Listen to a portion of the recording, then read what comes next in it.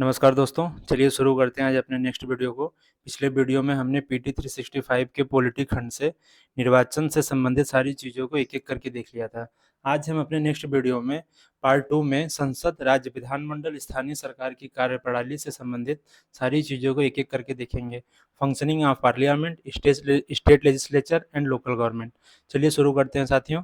सबसे पहला हमारा जो टॉपिक है इसमें इंटरनल इमरजेंसी लिखा हुआ है, आंतरिक आपातकाल। सुर्खियों में क्यों है? क्योंकि साथियों आपको बता दें कि 2024 में भारत में राष्ट्रीय आपातकाल की घोषणा के 50 वर्ष पूरे हो गए हैं। क्या हुआ है? भारत में जो राष्ट्रीय आपातकाल की घोषणा के ये 50 वर्ष पूरे हो गए हैं। इसका मतलब है कि जब इंदिरा गांधी की सरकार थी, तो उन्होंने राष्ट्रीय आपातकाल को लागू किया था। 25 जून 1975 को आंतरिक आपातकाल की घोषणा की गई थी। तो उसी क्रम में आंतरिक आपातकाल को लागू हुए लगभग 50 वर्ष पूरे हो गए हैं। तो इसलिए हमारा जो आंतरिक आपातकाल है वो सुर्खियों में है। आंतरिक आपातकाल क्या है और आपातकाल, सबसे पहले देखते हैं आपातकाल क्या है। भारत में आपातकाल के दौरान ज़्यादातर मौलिक अधिकारों को निलंबित कर दिया जाता है। आपातकाल के दौरान मौलिक अधिकारों को निलंबित करने का प्रावधान जो है वो कहाँ से लिया गया है? जर्मनी के वाइमर संविधान से लिया गया है। तो आपातकाल से संबंधित जो भी प्रावधान है वो हमारे जर्मनी के वाइमर संविधान से लिया गया है। ठीक, पहली चीज़। भारतीय संविधान में आपातकाल से संबंधित प्रावधान कहाँ है? तो भाग 18 में है और अनुच्छेद 352 से 360 में। भाग 20 में हमारे संविधान संशोधन से संबंधित प्रावधान है और भाग 15 में निर्वाचन से संबंधित प्रावधान है। ठीक, नेक्स्ट है कि इन प्रावधानों को शामिल करने की औचित्य देश की संप्रभुता, एकता, अखंडता व सुरक्षा, लोकतांत्रिक राजनीतिक व्यवस्था और संविधान की रक्षा करना है। ठीक है, तो हमारे संविधान में आपातकाल के अगर प्रकार की बात करें तो 3 प्रकार के आपातकाल की बात की गई है। 352 में राष्ट्रीय आपातकाल, 356 में राष्ट्रपति शासन और 360 में वित्तीय आपातकाल। ठीक है, 352 में जो राष्ट्रीय आपातकाल है साथियों, ये 3 आधारों पे लगाया जा सकता है। एक युद्ध, दूसरा बाह्य आक्रमण और तीसरा सशस्त्र विद्रोह या आंतरिक, इसको हम आंतरिक आपातकाल कहते हैं। सशस्त्र विद्रोह, इसको पहले साथियों, इसको सशस्त्र विद्रोह के जगह पे यहाँ पे था आंतरिक, इसको जो आंतरिक आपातकाल के तहत सशस्त्र विद्रोह को शामिल करते हैं और बाह्य आपातकाल में युद्ध और बाह्य आक्रमण को शामिल करते हैं। तो मिला जुला के 3 आधार होते हैं राष्ट्रीय आपातकाल को लगाने के लिए। तो जो सशस्त्र विद्रोह है वो पहले आंतरिक अशांति के आधार पे जो है राष्ट्रीय आपातकाल को लागू कर दिया जाता था, लेकिन 44वें संविधान संशोधन में उसको शब्द को बदल के सशस्त्र विद्रोह लिख दिया गया है। ठीक है, दूसरा है राष्ट्रपति शासन। राज्य में संवैधानिक तंत्र के विफल हो जाने पर, अगर किसी भी राज्य में अगर राज्यपाल को लगता है कि वहाँ पे संवैधानिक तंत्रों की विफलता है या संवैधानिक तंत्र जो है वहाँ पे प्रशासनिक जो प्रणाली है वहाँ पे ठीक से काम नहीं कर रही है, तो उस राज्य का जो राज्यपाल है वो राष्ट्रपति को वो भेज सकता है या उनसे सिफारिश कर सकता है कि आप राष्ट्रपति शासन लगाइए। तो आर्टिकल 356 के तहत राष्ट्रपति जो है उस स्टेट में राष्ट्रपति शासन को लागू कर सकती है। ठीक है, तीसरा है वित्तीय आपातकाल जो आर्टिकल 360 में है। ये वित्तीय स्थिरता के समक्ष खतरा के संबंधित जो भी प्रावधान है वो इसमें शामिल की गई है। नेक्स्ट है आपातकाल की घोषणा की प्रक्रिया क्या है, अनुमोदन क्या होती है। सबसे पहले आपातकाल की घोषणा को 1 महीने के भीतर संसद के दोनों सदनों द्वारा अनुमोदित होना आवश्यक है। अगर आपातकाल की घोषणा कर दी गई तो 1 महीने के भीतर उसको संसद के दोनों सदनों से उसका अनुमोदित होना आवश्यक होता है। राष्ट्रीय आपातकाल उद्घोषणा जारी होने के 6 महीने तक क्या होती है, लागू रहती है। इसे संसद के दोनों सदनों द्वारा पारित एक संकल्प के माध्यम से अगले 6 महीनों के लिए और बढ़ाया जा सकता है। क्या है कि राष्ट्रीय आपातकाल उद्घोषणा जारी होने की तिथि से 6 महीनों तक लागू रहती है और इसे संसद के दोनों सदनों द्वारा पारित एक संकल्प के माध्यम से इसे 6 महीने के लिए और बढ़ाया जा सकता है। इस प्रक्रिया के माध्यम से आपातकाल को अनिश्चित समय तक बढ़ाया जा सकता है। ठीक है, 6-6 महीना करके इसको चाहे जितनी बार बढ़ा सकते हैं, ये अनिश्चित काल तक बढ़ता रहेगा। इस प्रावधान को 44वें संविधान संशोधन अधिनियम 1978 द्वारा संविधान में जोड़ा गया था। ठीक है, आपातकाल को मंजूरी देने या जारी रखने का संकल्प प्रत्येक सदन में विशेष बहुमत द्वारा पारित किया जाएगा। ठीक बात। विशेष बहुमत क्या होती है? कुल सदस्यों के 50% से अधिक तथा उपस्थित एवं मतदान करने वाले, कुल सदस्यों का 50% से अधिक होना चाहिए और उपस्थित और मतदान करने वाले सदस्यों का कम से कम 2/3 सदस्य जो होंगे वो तभी बहुमत में, इसको हम विशेष बहुमत कहते हैं। ध्यान से समझना यहाँ पे कि जितने भी सदस्य हैं कुल सदस्यों के 50% से अधिक होने चाहिए तथा उपस्थित और मतदान करने वाले कम से कम 2/3 सदस्यों का बहुमत होगा। अगर संविधान में 545 मेंबर हैं और किसी दिन मान लेते हैं कि 300 सदस्य सदन में मौजूद हैं, तो उपस्थित और मतदान करने वाले सदस्यों का कम से कम 2/3, तो 300 का अगर 2/3 मान के चलें तो 300 का 2/3 कितना होगा? 300 का 2/3 होगा 200, ठीक है? 300 का 2/3 200 होगा, लेकिन ये कुल सदस्यों के 50% से अधिक होनी चाहिए। कुल सदस्य कितने हैं? 545, और 545 का जो दो आधा होगा वो लगभग 274 होगा, तो उससे भी अधिक होना चाहिए। तो बिल आपका 2/3 होने के बावजूद भी पास नहीं होगा। मतलब कहने का मतलब है कि उपस्थित और मतदान करने वाले सदस्य जितने हैं उनका 2/3 तो होना ही चाहिए, लेकिन वो 50% से, कुल सदस्यों के 50% से अधिक होना चाहिए, तभी ये जाके लागू रहेगी, ठीक है? यदि 6 माह की अवधि के दौरान लोकसभा भंग हो जाती है और आपातकाल की स्थिति को आगे रखने को मंजूरी नहीं मिल पाती, तो इस उद्घोषणा की वैधता लोकसभा के पुनर्गठन के बाद उसकी पहली बैठक से 30 दिनों तक बनी रहती है, बशर्ते इस बीच राज्यसभा ने इसे जारी रखने की मंजूरी दे दी हो, ठीक है? कहने का इसका क्या मतलब है कि यदि 6 माह की अवधि के दौरान लोकसभा भंग हो जाती है, मान लेते हैं आपातकाल लागू हुआ और 6 माह तक आपातकाल लागू रहेगी और इसी दौरान बीच में जो है लोकसभा भंग हो गई, तो लोकसभा जब भंग हो गई तो आपातकाल तो लागू रहेगी, ऐसा नहीं है कि आपातकाल लागू नहीं रहेगी, लोकसभा भंग हो गई तो। लोकसभा भंग हो गई तो राष्ट्रपति क्या करेगा? इसको राज्यसभा में इसको पास करा लेना होगा, पहली बात। और दूसरी बात, जब लोकसभा गठित होगी, नई वाली जब लोकसभा पुनर्गठन होगा, तो उसकी जो पहली बैठक है उसके 30 दिन के भीतर उसको क्या करना होगा? इसको पास करा लेना होगा।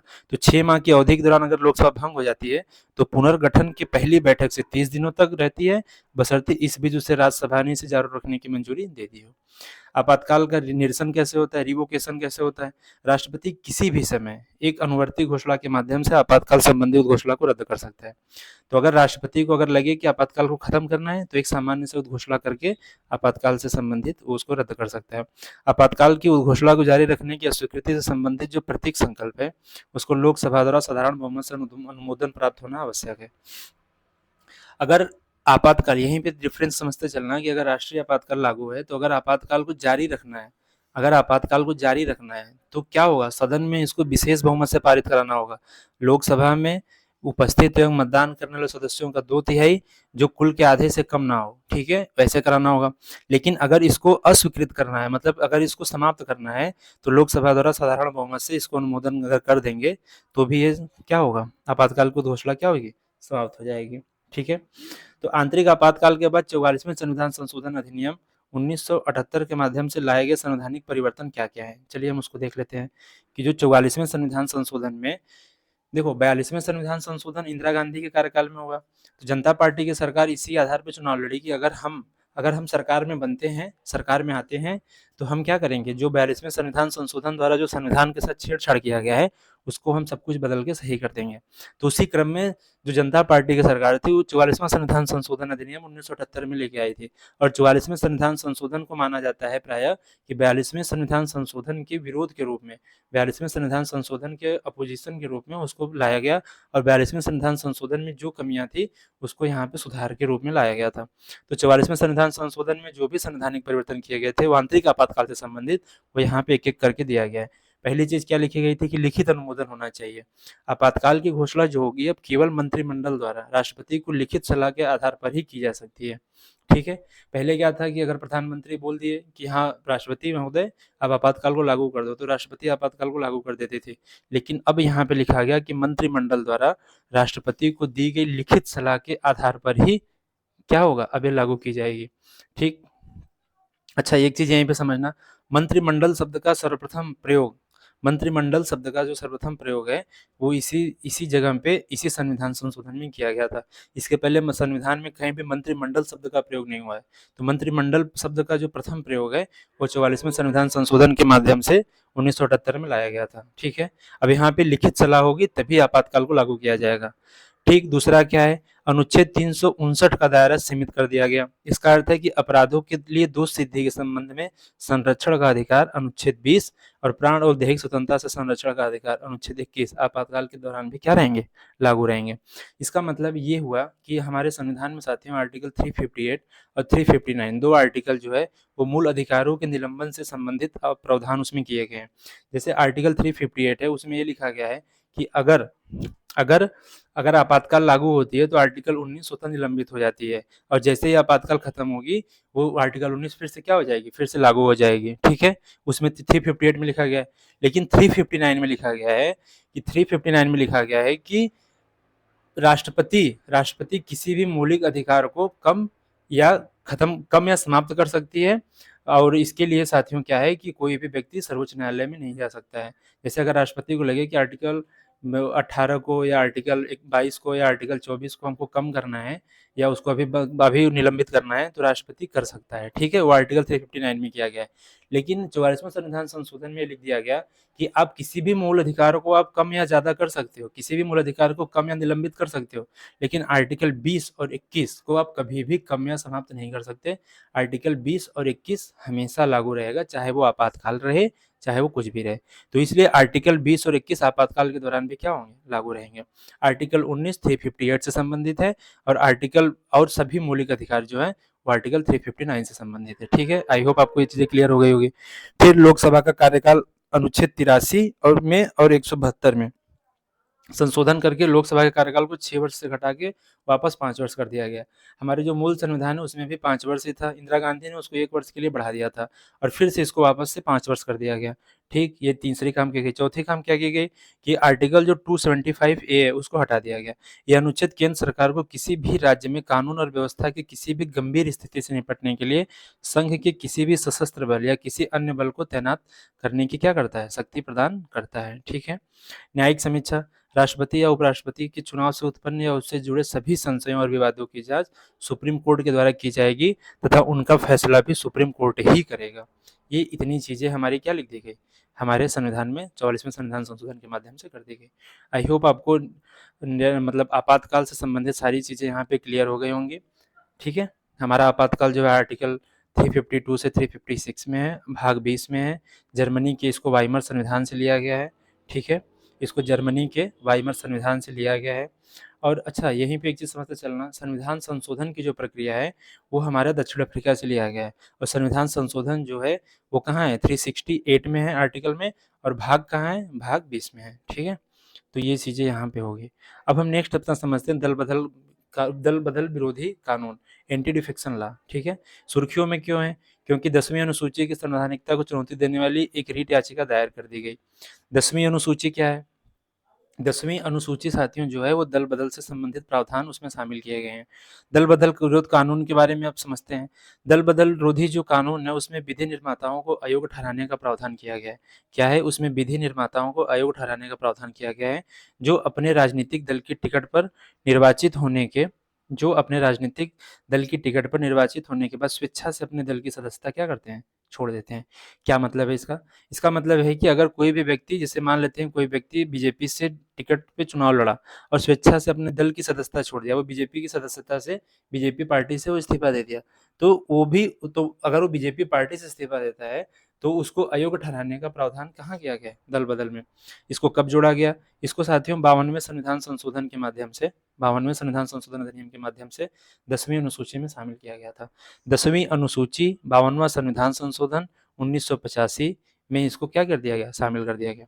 दल बदल से उत्पन्न होने वाली अयोग्यता से संबंधित किसी भी प्रश्न का निर्णय सदन का पीठासीन कौन करता है, सदन का पीठासीन अधिकारी करता है। ठीक है, यहाँ पे एक चीज आप मतलब दिमाग में अपने बैठा लेना, एकदम दिमाग में एकदम बैठा लेना कि अगर सदन के सदस्यों की निरर्हता से संबंधित कोई भी मामला हो, मतलब कि अगर सदन का कोई भी सदस्य हो, अगर उससे उसकी अयोग्यता से संबंधित कोई भी मामला हो तो उसका निर्णय राष्ट्रपति करता है। ठीक है, उसका निर्णय कौन करता है, राष्ट्रपति करता है, निर्वाचन आयोग की सलाह पे। ठीक, लेकिन अगर दल बदल से उत्पन्न होने वाली अयोग्यता से अगर बात की जाए तो दल बदल से उत्पन्न होने वाली अयोग्यता से संबंधित कोई भी निर्णय जो है वो कौन करेगा, पीठासीन अधिकारी। लोकसभा में है तो लोकसभा का अध्यक्ष, अगर राज्यसभा में है तो राज्यसभा का सभापति। ठीक, तो दल बदल से उत्पन्न होने वाली जो भी अयोग्यता है उससे संबंधित किसी भी प्रश्न का निर्णय कौन करेगा, सदन का पीठासीन अधिकारी। ठीक है, अयोग्यता के आधार क्या-क्या होंगे? इसमें 3 आधार पर अयोग्यता को शामिल किया गया है। जैसे यदि कोई सदस्य स्वेच्छा से अपने दल की सदस्यता छोड़ देता है, कोई भी सदस्य बीजेपी पार्टी से चुनाव लड़ा और चुनाव जीतने के बाद वो बीजेपी पार्टी की सदस्यता से इस्तीफा दे दिया, तो उसकी सदस्यता भी क्या हो जाएगी? सदस्यता भी खत्म हो जाएगी सदन से। दूसरी, सदन में अपने राजनीतिक दल द्वारा जारी किसी निर्देश के विपरीत और दल के पूर्व अनुमति प्राप्त किए बिना मतदान करता है। जैसे अगर बीजेपी पार्टी ने अगर कहा कि इनको वोट करना है, जैसे राष्ट्रपति का चुनाव या उपराष्ट्रपति के चुनाव में अगर बीजेपी पार्टी कहती है कि आप इसको वोट करना है और वो उसके निर्देश के विपरीत जाके और दल की अनुमति प्राप्त किए बिना ही मतदान करता है या मतदान में अनुपस्थित रहता है और इस तरह के कृत्य को उस दल द्वारा 15 दिन के भीतर माफ नहीं किया जाता है, तो भी उसकी सदस्यता क्या हो जाएगी? उसकी सदस्यता समाप्त हो जाएगी। दो चीजें हो गई। देखो यहाँ पे तीन तीन लोगों के बारे में, यहाँ पे तीन प्रकार के सदस्यों के बारे में अर्हता से संबंधित, अयोग्यता से संबंधित यहाँ पे प्रावधान है। पहला कौन है? जो किसी भी पार्टी से चुनाव लड़ता है। अगर वो किसी भी पार्टी से चुनाव लड़ता है और पार्टी की सदस्यता छोड़ दे, तो उसकी सदस्यता क्या हो जाएगी? खतरे में आ जाएगी। या पार्टी के कहे गए बातों को ना मानता हो, तो भी उसकी सदस्यता क्या हो जाएगी? खतरे में आ जाएगी, पहली चीज़। दूसरी, यहाँ पे दूसरे प्रकार के टाइप में लोग होते हैं जो निर्दलीय चुन के आते हैं। जैसे बिना कोई पार्टी के अपना अब स्वतंत्र अपना लड़ा, निर्दलीय लड़ा, बिना दल से लड़ा और सदस्य बन गया सदन का, निर्दलीय सदस्य बन गया।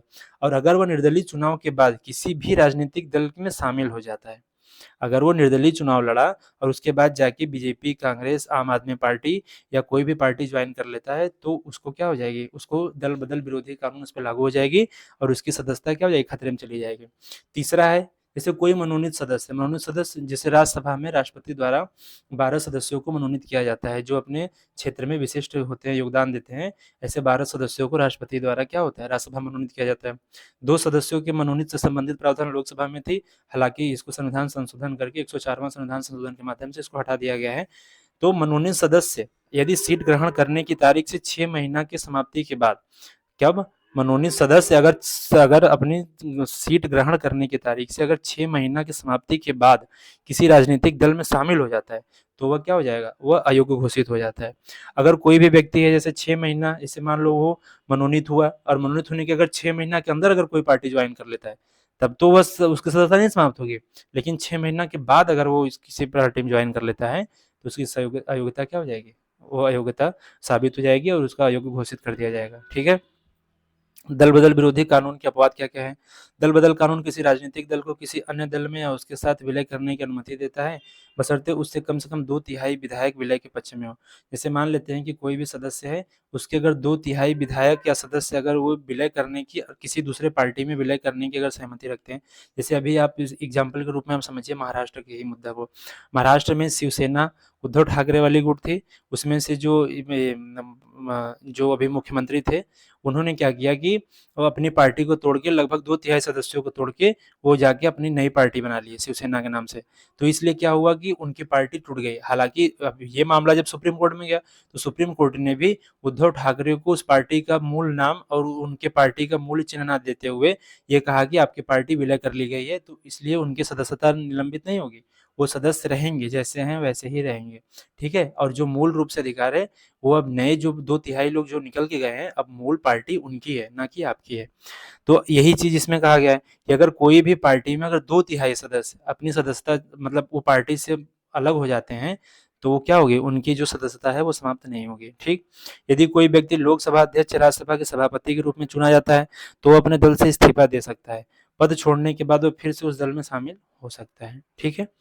वर्तमान में पीठासीन अधिकारियों के लिए दल बदल विरोधी मामले के निर्णय लेने की समय सीमा निर्धारित करने वाला कोई कानून जो है मौजूद नहीं है। 10वीं अनुसूची के संबंध में महत्वपूर्ण न्यायिक निर्णय कौन-कौन से हैं? जैसे कियोतो होलोहन बनाम जाचिल्लो मामला 1992 में एक हुआ था। उसमें सुप्रीम कोर्ट ने निर्णय दिया था कि दल बदल विरोधी कानून के तहत अध्यक्ष का निर्णय जो है वो न्यायिक समीक्षा के अधीन है।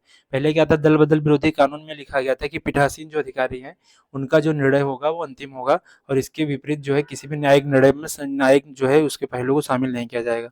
लेकिन वहीं 10वीं कियोतो होलोहन मामले में कहा गया है कि न्यायिक निर्णय जो है समीक्षा के अधीन है और इनका न्यायिक निर्णय होगा। ठीक है? वो दूसरा मामला है किसम मेघचंद्र सिंह वाद 2020। सुप्रीम कोर्ट ने कहा कि 10वीं अनुसूची के तहत अयोग्यता संबंधित जो भी याचिका है उस पर अध्यक्ष द्वारा 3 महीने के भीतर निर्णय लिया जाना चाहिए। ठीक है? ये हमारा हो गया 10वीं अनुसूची से संबंधित सभी मामले जो दल बदल विरोधी कानून से संबंधित है। दल बदल विरोधी कानून कहाँ है? 10वीं अनुसूची में। ठीक है? इसको दल बदल विरोधी कानून से संबंधित जो भी सारी प्रावधान थी, यहाँ पे आपको हम समझा दिए। हमारे संविधान में कितनी अनुसूचियाँ हैं? हमारे संविधान में 12 अनुसूचियाँ हैं। 10वीं अनुसूची जो है दल बदल विरोधी कानून, 11वीं अनुसूची जो है हमारी ग्राम पंचायत से जो संबंधित प्रावधान है, और 12वीं अनुसूची में नगरपालिका से संबंधित प्रावधान है। ठीक है?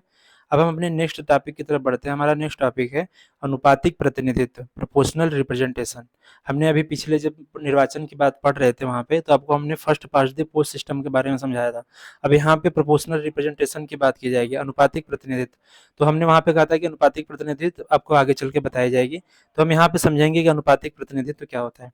हाल ही में भारत के कई विशेषज्ञों ने लोकसभा और राज्य विधानसभा चुनाव के लिए फर्स्ट पास्ट द पोस्ट चुनाव प्रणाली के स्थान पर अनुपातिक प्रतिनिधित्व पर विचार करने का मत प्रकट किया है। फर्स्ट पास्ट द पोस्ट और अनुपातिक प्रणालियों के बीच में अंतर क्या है, चलिए समझते हैं। जैसे first past the post system क्या होती है? देश की छोटी भौगोलिक इकाइयों में विभाजित किया जाता है, जिन्हें निर्वाचन क्षेत्र या जिला कहते हैं। जैसे कोई भी निर्वाचन क्षेत्र है, उसको छोटी भौगोलिक इकाइयों में विभाजित किया जाता है, उसको हम निर्वाचन क्षेत्र कह देते हैं। ठीक है? दूसरी तरफ जो अनुपातिक प्रतिनिधित्व होता है, इसमें बड़े भौगोलिक क्षेत्रों को निर्वाचन क्षेत्रों के रूप में सीमांकित किया जाता है। इसमें छोटे क्षेत्र नहीं, इसमें बहुत बड़े भौगोलिक क्षेत्रों को निर्वाचन क्षेत्रों के रूप में सीमांकित किया जाता है। पूरा देश ही एक निर्वाचन क्षेत्र हो सकता है। जैसे आप एकदम दिमाग में बैठा के चलना कि जैसे मान लेते हैं कि इजराइल में साथियों अनुपातिक प्रतिनिधित्व प्रणाली के माध्यम से ही चुनाव होता है। अनुपातिक जैसे मान लेते हैं, जैसे अनुपातिक प्रतिनिधित्व को एक सिंपल वे में समझने की कोशिश करें, तो अनुपातिक प्रतिनिधित्व प्रणाली क्या होती है? जैसे अगर बीजेपी चुनाव पूरे भारत में लड़ने चाह रही है, या कांग्रेस चुनाव भारत में लड़ने चाह रही है, तो पूरे भारत को एक निर्वाचन क्षेत्र घोषित कर दिया जाएगा, और पूरे भारत को ये कहा जाएगा कि आप बीजेपी को वोट करो, आप कांग्रेस को वोट करो। जैसे मान लेते हैं कि पूरे भारत में 30% लोगों ने बीजेपी को वोट किया, 35% लोगों ने कांग्रेस को वोट किया।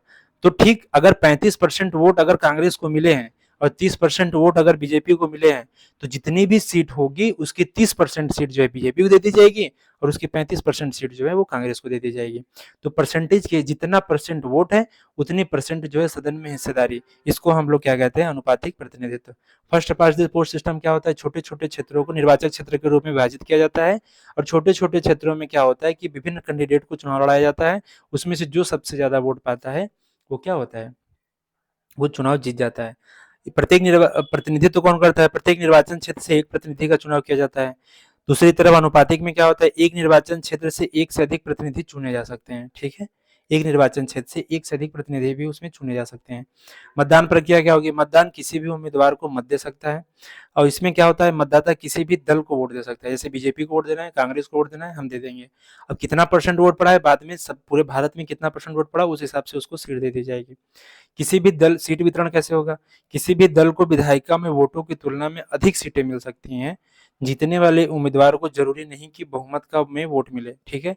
जैसे जैसे मान के चलो कि जैसे कि अभी आप देखते होंगे कि 40% वोट मिला, 40% वोट मिला बीजेपी को, और बीजेपी वहां पे पूर्ण बहुमत में आ गई और उन्होंने सरकार बना ली, और मात्र उससे 2% वोट कम है, और उसकी सीट इतनी कम है, जैसे अगर वो 42% वोट पाके वो मान लेते हैं 200 सीट पाया, तो मात्र 38%, 2% की वोट का अंतर ही होगा, और वो 200 सीट ना होके वो लगभग आपको मान के चलो कि वो 50-60 सीट पे भी सिमट सकता है। ठीक है? अंतर है 2% वोट का, लेकिन सीट में अंतर कितने का है? सीट में अंतर लगभग 60-70% का हो जाता है। ठीक है? तो बहुमत इसमें यही होता है कि अगर आप इसमें 50% प्लस एक वोट पाने की जरूरत नहीं होती। इसमें जो कैंडिडेट सबसे ज्यादा वोट पाएगा उसको चुनाव घोषित कर दिया जाएगा। और दूसरी तरफ क्या है? प्रत्येक दल को प्राप्त वोटों के प्रतिशत के अनुपात में विधायिका में सीटें मिलती हैं। इसमें जितने भी प्रतिशत में पाए हैं वोट, उसमें विधायिका को सीटें मिलेगी। उदाहरण में संयुक्त राज्य America, United Kingdom, Canada, Bharat, इन सब में first past the post system है। इजराइल, नीदरलैंड में जो है समानुपातिक प्रतिनिधित्व है। इसमें लाभ क्या है इसके? कि आम मतदाताओं के लिए समझना आसान होता है, एक स्थिर सरकार के गठन को सुगम बनाती है, किसी इलाके में चुनाव जीतने के लिए अलग अलग सामाजिक समूहों के मतदाताओं को एक साथ आने के लिए प्रोत्साहित करती है। दूसरी तरफ उसमें क्या होता है? सभी दलों का उनके वोट शेयर के आधार पर प्रतिनिधित्व सुनिश्चित करती है। अल्पसंख्यक दलों और स्वतंत्र उम्मीदवारों के साथ निष्पक्ष व्यवहार करती हैं। कम वोट बर्बाद होते हैं क्योंकि अधिक लोगों की प्राथमिकताओं पर विचार किया जाता है। चिंताएं क्या हैं? राजनीतिक जो भी दल हैं उनके वोट शेयर की तुलना में अधिक या कम प्रतिनिधित्व, जैसे किसी भी पार्टी को पूरे भारत में, जैसे बीजेपी है, पूरे भारत में मिले 32% वोट और वो केंद्र में सरकार या किसी राज्य में सरकार बना लेगी, लेकिन दूसरी तरफ किसी को 28% वोट मिले हैं, वो सत्ता से बाहर रहेगी। ठीक है, तो वोट शेयर की तुलना में अधिक या कम प्रतिनिधित्व मिल सकता है यहाँ पे। दूसरी बात, अल्पसंख्यकों छोटे दलों के लिए पर्याप्त प्रतिनिधित्व सुनिश्चित नहीं करती है। ठीक है, और दूसरी तरफ अगर समानुपातिक प्रतिनिधित्व की बात करें तो कई छोटे दलों के साथ खंडित विधायिका को जन्म दे सकती है। संसदीय लोकतंत्र में कम स्थिर जो है गठबंधन सरकारें हो सकती हैं। अनुपातिक प्रतिनिधित्व प्रणाली के प्रकार कौन कौन से हैं? जैसे एकल संक्रमणीय मत प्रणाली, जो हमारे राष्ट्रपति के चुनाव में भी प्रयोग की जाती है। राष्ट्रपति के चुनाव में एकल संक्रमणीय मत प्रणाली के माध्यम से ही चुनाव संपन्न कराई जाती है। दूसरी तरफ है सूची प्रणाली या पार्टी लिस्ट प्रणाली। तीसरी है मिश्रित सदस्य अनुपातिक प्रतिनिधित्व प्रणाली। ठीक है, ये अनुपातिक प्रतिनिधित्व के विभिन्न प्रकार हैं। ठीक, नेक्स्ट हम अपना समझते हैं संसदीय समितियां, पार्लियामेंट्री जो है कमेटी। ये सुर्खियों में क्यों है? सुर्खियों में क्यों है साथियों? क्योंकि लोक लेखा समिति और प्राक्कलन समिति के पुनर्गठन के लिए लोकसभा में प्रस्ताव पेश किया गया है। पहली बात क्या है कि लोक लेखा समिति और प्राक्कलन समिति जो है, लोक लेखा समिति और प्राक्कलन समिति के पुनर्गठन के लिए लोकसभा में एक प्रस्ताव पेश किया गया। संसदीय समितियां क्या होती है? संसदीय समितियों से तात्पर्य ऐसी समिति से है जो सदन द्वारा नियुक्त या निर्वाचित होती हैं या अध्यक्ष द्वारा क्या होती है? अध्यक्ष द्वारा क्या होती है? नामित होती हैं। ठीक है, जो अध्यक्ष के निर्देशन में कार्य करती हैं। ये सदन या अध्यक्ष को अपनी रिपोर्ट प्रस्तुत करती हैं और इन समितियों के लिए सचिवालय सहायता की व्यवस्था लोकसभा सचिवालय के द्वारा की जाती है। ठीक बात। दूसरी चीज क्या है? संसदीय समितियों का इतिहास जो है ब्रिटिश संसद से जुड़ा हुआ है। ठीक है, ये समितियां अपना प्राधिकार किससे प्राप्त करती हैं? अनुच्छेद 105 से और अनुच्छेद 118 से प्राप्त करती हैं। ठीक है, अनुच्छेद 105 सांसदों के विशेषाधिकारों से संबंधित है और अनुच्छेद 118 जो है संसद को अपनी प्रक्रिया और कार्य संचालन को विनियमित करने के लिए नियम बनाने का अधिकार देता है। संसदीय समितियों के प्रकार दो प्रकार की होती हैं, एक तदर्थ समिति होती है, एक स्थायी समिति होती है। तदर्थ समिति क्या होती है? विशिष्ट उद्देश्यों के लिए गठित की जाती है और जब ये उद्देश्य पूरे हो जाते हैं तो उसको क्या कर दी जाती है? समाप्त कर दी जाती है। लेकिन स्थायी समितियां स्थायी होती है, नियमित होती है, इन्हें प्रत्येक वर्ष जो है गठन इनका किया जाता है, समय समय पर इनका गठन किया जाता है। हाल ही में सुर्खियों में रही समितियों का अगर हम विवरण पढ़ें तो लोक लेखा समिति, प्राक्कलन समिति, संसदीय राजभाषा समिति, राज्यसभा के विशेषाधिकार समिति, कैबिनेट समिति, ये महत्वपूर्ण समितियां हैं। चलिए एक एक करके इनको जानने की कोशिश करते हैं। जैसे अगर लोक लेखा समिति की बात करें तो इसका सबसे पहले गठन 1921 में मॉन्टेग्यू चेम्सफोर्ड सुधार के आलोक में किया गया था। कब किया गया था? मॉन्टेग्यू चेम्सफोर्ड सुधार के पहली बार जो 1921 में मॉन्टेग्यू चेम्सफोर्ड सुधार के आलोक में इसका गठन किया गया था। इसमें कितने सदस्य होते हैं? इसमें 22 सदस्य होते हैं। ठीक है, कितने सदस्य होते हैं इसमें? इसमें 22 सदस्य होते हैं। 15 सदस्य लोकसभा से और 7 सदस्य जो है राज्यसभा से होते हैं। ठीक है, इसमें कितने सदस्य हैं? 22 सदस्य हैं, 15 जो हैं लोकसभा से और 7 जो हैं राज्यसभा से होते हैं। कार्य भारत सरकार के राजस्व और व्यय का लेखा परीक्षण करना है। ठीक, प्राक्कलन समिति की अगर बात करें तो प्राक्कलन समिति क्या होती है? इसे पहली बार कब गठित किया गया था? 1950 में गठित किया गया था। इसमें लोकसभा के कितने सदस्य होते हैं? इसमें लोकसभा के 30 सदस्य होते हैं। लोकसभा के पूरे लोकसभा से ही होते हैं। इसमें टोटल 30 सदस्य होते हैं। क्या काम है इसका? कार्य प्रशासन में दक्षता लाने और वैकल्पिक नीतियों का क्या करना है? सुझाव देना है। ठीक है, यह समिति जांच करती है कि प्राक्कलनों में अंतर्निहित नीति की सीमा में रहते हुए धन जो है, पैसा जो है वो ठीक ढंग से आवंटित किया गया है या नहीं। ठीक, अब तीसरी संसदीय राजभाषा समिति पीसीओएल, केंद्रीय गृह एवं सहकारिता मंत्री जो है उनको सर्वसम्मति से संसदीय राजभाषा समिति का फिर से अध्यक्ष चुन लिया गया। तो केंद्रीय गृह एवं सहकारिता मंत्री कौन है हमारे देश में इस समय? जो है अमित शाह है। अमित शाह को क्या किया गया है कि संसदीय राजभाषा जो समिति है इनका अध्यक्ष फिर से चुन लिया गया है। संसदीय राजभाषा समिति क्या है? संसदीय राजभाषा समिति जो है इसका गठन जो है 1963 में धारा 4 के अंतर्गत 1976 में इनका गठन किया गया था। ठीक, इस अधिनियम में सरकारी प्रयोजनों के लिए हिंदी को अपनाने का उपबंध किया गया है। ध्यान से समझना कि इस अधिनियम में सरकार द्वारा हिंदी को क्या कर दिया गया? अपनाने का उपबंध कर दिया गया है। इसके अलावा क्या है? इसके अलावा जो है अधिनियम को लागू होने के 10 वर्ष बाद राजभाषा समिति के गठन का क्या कर दिया गया? प्रावधान किया गया है। हिंदी को अपनाने का उपबंध किया गया है, 10 वर्ष बाद राजभाषा समिति के गठन का प्रावधान किया गया। सदस्यता, इस समिति में भी 30 सदस्य होंगे, 20 लोकसभा से और 10 राज्यसभा से। कितने सदस्य होंगे? 30, 20 जो है लोकसभा से और 10 जो है वो राज्यसभा से होंगे। ठीक बात। इसका चयन कौन होगा? इसका चयन भी अनुपातिक प्रतिनिधित्व प्रणाली के अनुसार एकल संख्यापरी मत के माध्यम से होता है। कार्य क्या है इसका? संघ के राजकीय प्रयोजनों के लिए संघ के जो है राजकीय प्रयोजनों के लिए हिंदी के उपयोग में हुई प्रगति की समीक्षा करना और राष्ट्रपति के समक्ष सिफारिशें क्या करना? प्रस्तुत करना। तो इसका मुख्य काम ये है कि हिंदी में कितना सुधार हुआ है, हिंदी में कितना विकास हुआ है, इन सब की क्या करेगा? वो जाँच करेगा। ठीक, दूसरी चीज़ है राज्यसभा की विशेषाधिकार समिति। राज्यसभा की अगर विशेषाधिकार समिति की बात करें, तो सदन में कार्यवाही में बाधा डालने के लिए 12 विपक्षी सांसदों को कदाचार का दोषी पाया है। राज्यसभा की विशेषाधिकार समिति क्या है? यह संसदीय विशेषाधिकारों के उल्लंघन की जांच और इससे जुड़े मुद्दों का क्या करता है? समाधान के लिए जिम्मेदार होती है। संसदीय विशेषाधिकार वास्तव में संसद के दोनों सदनों और उनके सदस्यों को अपने कार्यों की कुशलतापूर्वक संपन्न कराने के लिए कुछ विशेषाधिकार एवं उन्मुक्ति हैं। इसमें कितने सदस्य होते हैं? इसमें 10 सदस्य होते हैं। उनका राज्यसभा का सभापति इनको क्या करता है? नामित करता है।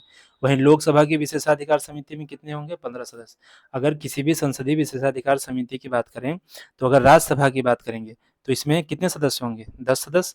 और अगर हम लोकसभा की बात करें, तो इसमें कितने सदस्य होंगे? इसमें कितने सदस्य होंगे? 15 सदस्य, ठीक है? उन्हें लोकसभा का किसका कौन काम नामित करता है? इन्हें लोकसभा का अध्यक्ष नामित करता है। और राज्यसभा की विशेषाधिकार समिति का अध्यक्ष कौन होगा? राज्यसभा के सदस्यों में से ही नियुक्त किया जाता है और उसकी जो नियुक्ति है वो राज्यसभा के सभापति द्वारा की जाती है। ठीक। नेक्स्ट है हमारा कैबिनेट समिति। इस केंद्र सरकार ने 8 कैबिनेट समितियों का गठन किया है। कितनी कैबिनेट समितियों का गठन किया है? 8। कैबिनेट समिति के बारे में जान लेते हैं। ये समितियां संविधानेतर एक्स्ट्रा कॉन्स्टिट्यूशनल प्रकृति की होती है, मतलब इनका जो प्रावधान है वो हमारे संविधान में नहीं किया गया, ये एक्स्ट्रा कॉन्स्टिट्यूशनल प्रवृत्ति की होती हैं, यानी संविधान में इनका उल्लेख नहीं है। ये समितियां भारत सरकार कार्य नियम 1961 के तहत क्या होती है? गठित की जाती है। कैबिनेट विशेष क्षेत्रों में निर्णय लेने में मदद के लिए समिति प्रणाली का उपयोग करती है। राजनीतिक मामलों की समिति, आर्थिक मामलों की समिति, नियुक्ति समिति और प्रधानमंत्री अध्यक्षता प्रधानमंत्री की जाती है और संसदीय समिति की अध्यक्षता जो है वह गृह मंत्री द्वारा की जाती है। तो राजनीतिक मामलों की समिति हो गया, आर्थिक मामलों की समिति और नियुक्ति समिति। देखो, सावधान समझना, कैबिनेट समिति जो है 4 प्रकार की होती है। एक राजनीतिक मामलों की समिति होती है, एक आर्थिक मामलों की समिति होती है और एक नियुक्ति समिति होती है। इन तीनों का जो अध्यक्ष होता है वो प्रधानमंत्री होता है। कौन-कौन सा? राजनीतिक मामलों की समिति, आर्थिक मामलों की समिति और नियुक्ति समिति। इन तीनों का जो अध्यक्ष होता है वो कौन होता है? प्रधानमंत्री होता है। और एक चौथा जो संसदीय समिति है, कैबिनेट समिति है, वो संसदीय मामलों की समिति है। इसकी अध्यक्षता ये गृह मंत्री, यहाँ पे गृह मंत्री दिया हुआ है, ये गृह मंत्री ना होके ये होता है रक्षा मंत्री। कौन होता है? रक्षा मंत्री। ठीक, रक्षा मंत्री। कहोगे सर अच्छी बात है। तो संसदीय मामलों की समिति कौन करती है? वो रक्षा मंत्री होंगे और जो राजनीतिक और आर्थिक और नियुक्ति है वो कौन होगा? प्रधानमंत्री होगा, ठीक है। इसे आमतौर पर केवल कैबिनेट मंत्री ही शामिल होते हैं, हालांकि गैर कैबिनेट मंत्रियों की सदस्यता से इन्हें रोका नहीं जाता है। ये इतनी चीज हो गई। नेक्स्ट है हमारा संसद का सचिवालय। सुर्खियों में क्यों है? क्योंकि इसके गठन के क्या हो गए हैं? इसके गठन के 75 वर्ष पूरे हो गए हैं। क्या है इसके गठन के? इसके गठन के 75 वर्ष पूरे हो चुके हैं। इस दौरान संसदीय सचिवालय दोनों सदनों की प्रक्रियाओं, परंपरा और विधायी ज्ञान का क्या हो गया? संरक्षक रहा है। संवैधानिक प्रावधान कहाँ है इसका? तो संवैधानिक अगर प्रावधान की बात करें तो आर्टिकल 98 आर्टिकल 98 में जो है हमारा संवैधानिक प्रावधान से संबंधित यहाँ पे प्रावधान किए गए हैं। कहाँ है? आर्टिकल 98। आर्टिकल 98 संसद के प्रत्येक सदन का अलग सचिवालय क्या होगा? स्टाफ होगा। यहाँ पे लिखा गया है कि संसद के प्रत्येक सदन का अलग जो है सचिवालय स्टाफ होगा, पहली बात। दूसरी बात, संसद के प्रत्येक सदन के सचिवालय कर्मचारियों की भर्ती, संसदीय कर्मचारियों की भर्ती और नियुक्ति तथा उनकी सेवा की शर्तों का विनियमित कर सकती है। ठीक है, कहोगे सर अच्छी बात है। हालांकि अभी तक ऐसा कोई कानून पारित नहीं किया गया है, लेकिन ऐसी प्रावधान आर्टिकल 98 में कर दी गई है। यह अनुच्छेद संसद के दोनों सदनों के लिए सम्मिलित पदों के सृजन की भी क्या करता है? अनुमति देता है। ठीक है, अब दूसरी यहाँ पे संबंधित प्रावधान है आर्टिकल 187 में। इस अनुच्छेद के तहत राज्य विधानमंडल, वहीं जो जैसे वहाँ पे सदन था, यहाँ पे राज्य विधानमंडल के सचिवालयों के लिए अनुच्छेद 98 के समान ही क्या कर दिए गए हैं?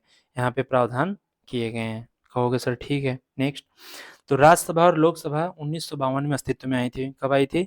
मेन इंपॉर्टेंट पॉइंट, राज्यसभा और लोकसभा कब अस्तित्व में आई थी? 1952 में। लोकसभा के लिए पहली बार चुनाव 1951-52 के आम चुनाव में इसको संपन्न कराई गई थी। ठीक है? और राज्यसभा के लिए भी यही चुनाव संपन्न 1952 में कराई गई थी। हालाँकि लोकसभा के सचिवालय को संसदीय सचिवालय ही कहा जाता रहा है। इसके विपरीत राज्यसभा के लिए राज्य परिषद सचिवालय नामक एक नए सचिवालय का निर्माण किया जा रहा है। वर्ष 1954 में दोनों सचिवालयों का नाम बदलकर क्रमशः राज्यसभा सचिवालय और लोकसभा सचिवालय कर दिया गया। दोनों सदनों के सचिवालयों के कार्यात्मक आधार पर 10 सेवाओं में वर्गीकृत किया गया है। ठीक, इन 10 सेवाओं में विधायी, कार्यकारी और प्रशासनिक सेवाएँ, सदस्यता, रिपोर्टिंग सेवाएँ आदि क्या हैं? शामिल हैं। लोकसभा अध्यक्ष और राज्यसभा सभापति अपने सचिवालयों में नए पद सृजित कर सकते हैं। हालाँकि श्रेणी 1 और श्रेणी 2 के पदों के लिए केंद्रीय वित्त मंत्री के साथ पूर्व परामर्श करना अनिवार्य है। दोनों सदनों के जो महासचिव का पद है, वो भारत सरकार के कैबिनेट सचिव के समकक्ष होगा। ठीक, हालाँकि वरीयता सूची में कैबिनेट सूची सचिव को जो है 11वें स्थान पे रखा गया है, जबकि लोकसभा, राज्यसभा के महासचिवों को 23वें स्थान पे रखा गया है। तो अगर दोनों सदनों के जो महासचिव हैं, उनको कैबिनेट सचिव के समान ही रखा गया है। लेकिन लोकसभा और राज्यसभा के महासचिवों को अभी जो है जो वरीयता सूची होती है उसमें 23वें स्थान पे रखा गया है, जबकि कैबिनेट सचिव को कहाँ रखा गया है? 11वें स्थान पे रखा गया है। सचिवालय के कार्य क्या-क्या हैं? सचिवालय के कार्य क्या-क्या हैं? संसद के सदनों को प्रभावी कामकाज के लिए सचिवालय सहायता उपलब्ध कराना, वेतन एवं अन्य भत्तों का भुगतान करना, विभिन्न संसदीय समितियों को सचिवालयी सेवाएँ प्रदान करना, अनुसंधान और संदर्भ सामग्री तैयार करना तथा अलग-अलग डॉक्यूमेंट्स प्रकाशित करना, वेतन एवं अन्य भत्तों का भुगतान करना, पीठासीन अधिकारियों की सहायता और सलाह देना, प्रतिदिन की कार्यवाहियों का रिकॉर्ड तैयार करना और उन्हें प्रकाशित करना। ठीक? सचिवालयों की संरचना क्या है? लोकसभा सचिवालय और राज्यसभा सचिवालय, हम अंतर दोनों में समझते हैं। जैसे लोकसभा अध्यक्ष है, तो लोकसभा अध्यक्ष जो है, लोकसभा सचिवालय लोकसभा अध्यक्ष के मार्गदर्शन और नियंत्रण में काम करती है। ठीक उसी प्रकार राज्यसभा जो सचिवालय है, वो राज्यसभा सभापति के नियंत्रण में काम करती है। प्रशासनिक प्रमुख कौन होगा? अगर लोकसभा सचिवालय की बात करें तो लोकसभा का महासचिव, और राज्यसभा सचिवालय की बात करें तो महासचिव। भर्ती एवं सेवा की शर्तें, ये लोकसभा सचिवालय के शर्त नियम 1955 द्वारा शासित होती हैं। इन नियमों को राष्ट्रपति ने लोकसभा के अध्यक्ष के परामर्श से प्रख्यापित किया था, और ठीक वैसे में राष्ट्रपति द्वारा भी सभापति के परामर्श से प्रख्यापित किया था राज्यसभा के मामले में। ठीक है? अगर हम अन्य महत्वपूर्ण सुर्खियाँ, अदर इम्पोर्टेंट न्यूज़ की बात करें, तो एक महत्वपूर्ण टॉपिक आता है कैबिनेट सचिव का, कैबिनेट सेक्रेटरी। तो कैबिनेट सेक्रेटरी का जो पद है, वो नियुक्ति समिति ने कैबिनेट सचिव की नियुक्ति को मंजूरी दे दी है। उसका कार्यकाल 30 अगस्त 2024 से 2 वर्षों का होगा। कब होगा? कैबिनेट जो है जो कैबिनेट सचिव है, उसका जो कार्यकाल है, वो 30 अगस्त 2024 से 2 वर्ष का होगा। अब हम समझते हैं कैबिनेट सचिव का क्या पद है, ठीक है? तो अगर इसकी बात करें तो इसकी नियुक्ति जो है कैबिनेट की नियुक्ति समिति द्वारा वरिष्ठता सह योग्यता के आधार पे होता है। जो वरिष्ठ सदस्य होंगे और जो सहयोगी होंगे उनके आधार पे इनकी नियुक्ति होती है, और भारत सरकार नियम 1961 और भारत सरकार नियम 1961 के प्रशासन के लिए जिम्मेदार होता है। केंद्रीय मंत्रालयों के बीच इनका कार्य क्या-क्या है? केंद्रीय मंत्रालयों के बीच समन्वय सुनिश्चित करना, मंत्रालय और विभागों के बीच मतभेदों को दूर करना, इनका मुख्य काम होता है। कैबिनेट सचिव सिविल सेवा बोर्ड का भी पदेन अध्यक्ष होता है। इम्पोर्टेंट ये चीज़ है कि कैबिनेट जो सचिव होगा वो सिविल सेवा बोर्ड का पदेन अध्यक्ष भी होता है। कैबिनेट सचिव के पास केंद्र सरकार के विभाग के ऊपर कोई अधिकार नहीं होता, उसे केंद्र सरकार के सचिवों के बीच सर्वोच्च अधिकारी माना जाता है। ठीक है? जो केंद्र सरकार के जितने भी सचिव हैं उनके बीच उसको क्या माना जाएगा? सर्वोच्च अधिकारी माना जाएगा। ये हो गए कैबिनेट सचिव के बारे में। नेक्स्ट है हमारा संसद में राष्ट्रपति का अभिभाषण। संसद में राष्ट्रपति का अभिभाषण कब-कब होता है? अगर हम संसद में राष्ट्रपति के अभिभाषण की बात करें, तो इससे संबंधित प्रावधान हमारे संविधान में आर्टिकल 86(1) में प्रावधान किया गया है। कहाँ किया गया है? आर्टिकल 86(1) में। आर्टिकल 86(1) के अनुसार राष्ट्रपति जो है संसद के किसी एक सदन, संसद के राष्ट्रपति जो है संसद के किसी एक सदन या दोनों सदनों की संयुक्त बैठक में अभिभाषण कर सकेगा। हालांकि संविधान से लागू होने से अभी तक किसी भी राष्ट्रपति ने इस प्रावधान के तहत अभिभाषण नहीं किया है। ठीक है? संविधान के अनुच्छेद 87 में ऐसे 2 अवसर दिए गए हैं जब राष्ट्रपति संसद के दोनों सदनों की संयुक्त बैठक में विशेष अभिभाषण देता है। ये कहाँ किए गए हैं? संविधान के अनुच्छेद 87 में ऐसे संबंधित 2 अवसर दिए गए। ये 2 अवसर कब होगा? प्रत्येक आम चुनाव के बाद पहले सत्र के आरंभ में, तथा प्रत्येक जो है वर्ष के पहले सत्र के आरंभ में।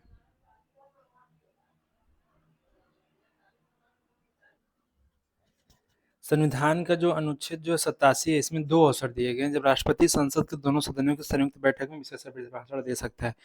जैसे यहाँ पे 2 जो अवसर हैं, वो उससे संबंधित क्या प्रावधान है, आपको ध्यान से समझना चाहिए। ये साथियों पीसीएस एग्जाम में भी बहुत बार पूछा गया है। तो इसमें क्या प्रावधान है, इसमें ये प्रावधान है कि जैसे आम चुनाव होगा, जैसे मान लेते हैं कि या तो जैसे लोकसभा का कोई आम चुनाव हुआ, मान लेते हैं कि अभी लोकसभा का जो है 24 में आम चुनाव हुआ, तो लोकसभा के जो आम चुनाव होगा उसके गठन के बाद जब पहला सत्र आरंभ होगा, तो उसमें जो अभिभाषण होगा वो पहली बार जो है वो राष्ट्रपति के द्वारा अभिभाषण किया जाएगा। ठीक है, तो राष्ट्रपति जो है दोनों सदनों को बुला के उसमें एक विशेष अभिभाषण देता है। कब कब अभिभाषण दे सकता है? प्रत्येक आम चुनाव के बाद पहले सत्र के आरंभ में तथा प्रत्येक वर्ष के पहले सत्र के आरंभ में। हर साल जो है जो पहला सत्र आरंभ होगा, मान के चलते हैं कि फरवरी में पहला सत्र आरंभ होगा, तो फरवरी में जो पहला सत्र आरंभ होगा उसके पहले दिन राष्ट्रपति जो है उसमें अभिभाषण देता है। ठीक है, और मूल संविधान में 87(1) जो है के तहत प्रत्येक सत्र में आरंभ में संसद के दोनों सदनों में राष्ट्रपति के अभिभाषण का प्रावधान था। प्रथम संविधान संशोधन 1951 के द्वारा इस प्रावधानों में संशोधन किया गया था। संसद सदस्यों की अगर शपथ की बात करें तो 18वीं लोकसभा के गठन के लिए निर्वाचित सांसदों को शपथ दिलाई गई। शपथ से संबंधित संवैधानिक प्रावधान क्या क्या है? संविधान का जो अनुच्छेद 99 है वो संसद सदस्यों द्वारा शपथ के प्रतिज्ञान से संबंधित है।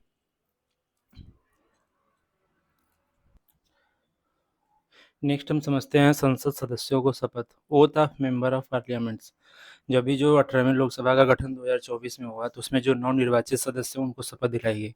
तो हम उनके शपथ से संबंधित प्रावधान के बारे में समझते हैं कि आखिर में जो सदस्य जो शपथ लेते हैं वो कैसे, उनके प्रावधान क्या क्या हैं।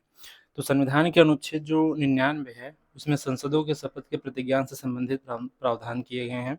इस अनुच्छेद के अनुसार प्रत्येक सदन का प्रत्येक सदस्य अपना स्थान ग्रहण करने से पहले राष्ट्रपति या उसके द्वारा इस उद्देश्य से नियुक्त व्यक्ति के समक्ष शपथ लेगा या प्रतिज्ञान करेगा। तो इसके अनुच्छेद के अनुसार क्या कह रहा है कि राष्ट्रपति जो है सदन का जो प्रत्येक सदस्य है वो अपना ग्रहण करने से पहले राष्ट्रपति या उसके द्वारा इस उद्देश्य से नियुक्त व्यक्ति के समक्ष शपथ लेगा या प्रतिज्ञान करेगा। ठीक बात। शपथ के प्रारूप संविधान के कहाँ दिए गए हैं? तीसरी अनुसूची में दिए गए हैं। तो आप जो भी हमारी 12 अनुसूचियाँ हैं, 12 अनुसूचियों में क्या-क्या हैं, आई होप आपको वो सारी चीज़ें पता होगी। नेक्स्ट चल देखते हैं कि यदि कोई सदस्य शपथ लिए बिना सदन में अपना स्थान ग्रहण करता है, तो उसके लिए अनुच्छेद जो 104 है, उसमें दंड का प्रावधान किया गया है। ठीक है? अगर वो शपथ लिए बिना ही सदन में अपना स्थान ग्रहण करता है, तो उसमें दंड का प्रावधान किया गया है। इस नियम के अपवाद है, यदि कोई संसद के लिए चुने बिना भी मंत्री बन सकता है, हालांकि 6 महीनों के भीतर उसे सदन का सदस्य बनना पड़ता है। इसका क्या मतलब है कि अगर कोई भी व्यक्ति अगर मंत्री पद के लिए अगर वो नामित होता है, अगर कोई भी व्यक्ति मंत्री बनता है, तो बिना वह संसद का सदस्य हुए बिना भी वह 6 महीने तक सदस्य मतलब कि मंत्री के पद पर बना रह सकता है, और 6 महीने के भीतर उसे किसी भी सदन का सदस्य होना अनिवार्य होता है।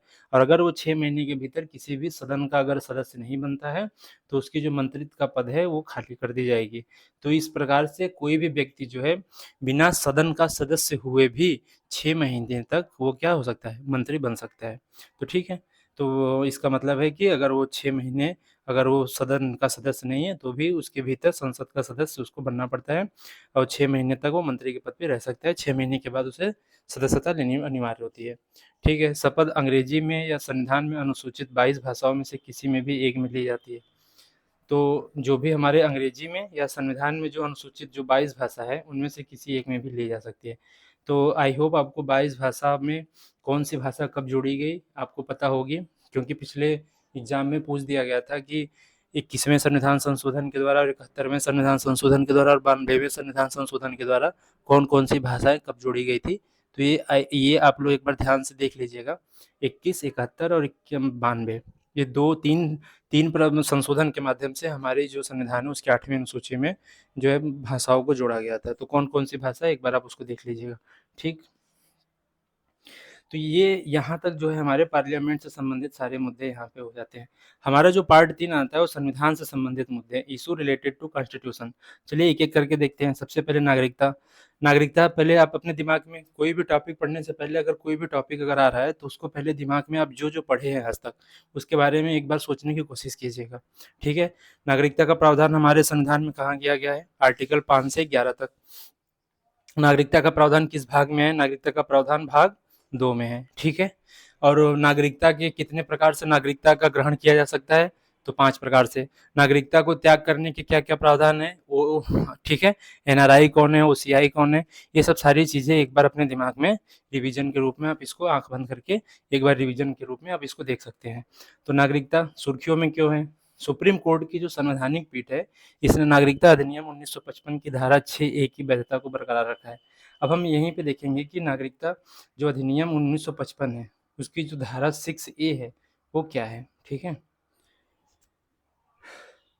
इसमें नागरिकता प्राप्त करने के निम्नलिखित 5 तरीके बताए गए हैं। तो हमारे देश में किसी भी व्यक्ति को नागरिकता प्राप्त करने के कितने प्रकार हैं? 5 प्रकार हैं। कौन-कौन सी? या तो वो जन्म से होगा, या तो वो वंश से होगा, या तो वो देशीकरण से होगा, या तो रजिस्ट्रीकरण या पंजीकरण से होगा, या किसी भी ऐसे राज्य क्षेत्र को जो भारत का भाग बन जाए, उसके द्वारा भी अगर उस क्षेत्र में कोई व्यक्ति रह रहा है, तो भारत का क्या कहलाएगा? नागरिक कहलाएगा। तो इसमें दोहरी नागरिकता का प्रावधान नहीं है, ठीक है?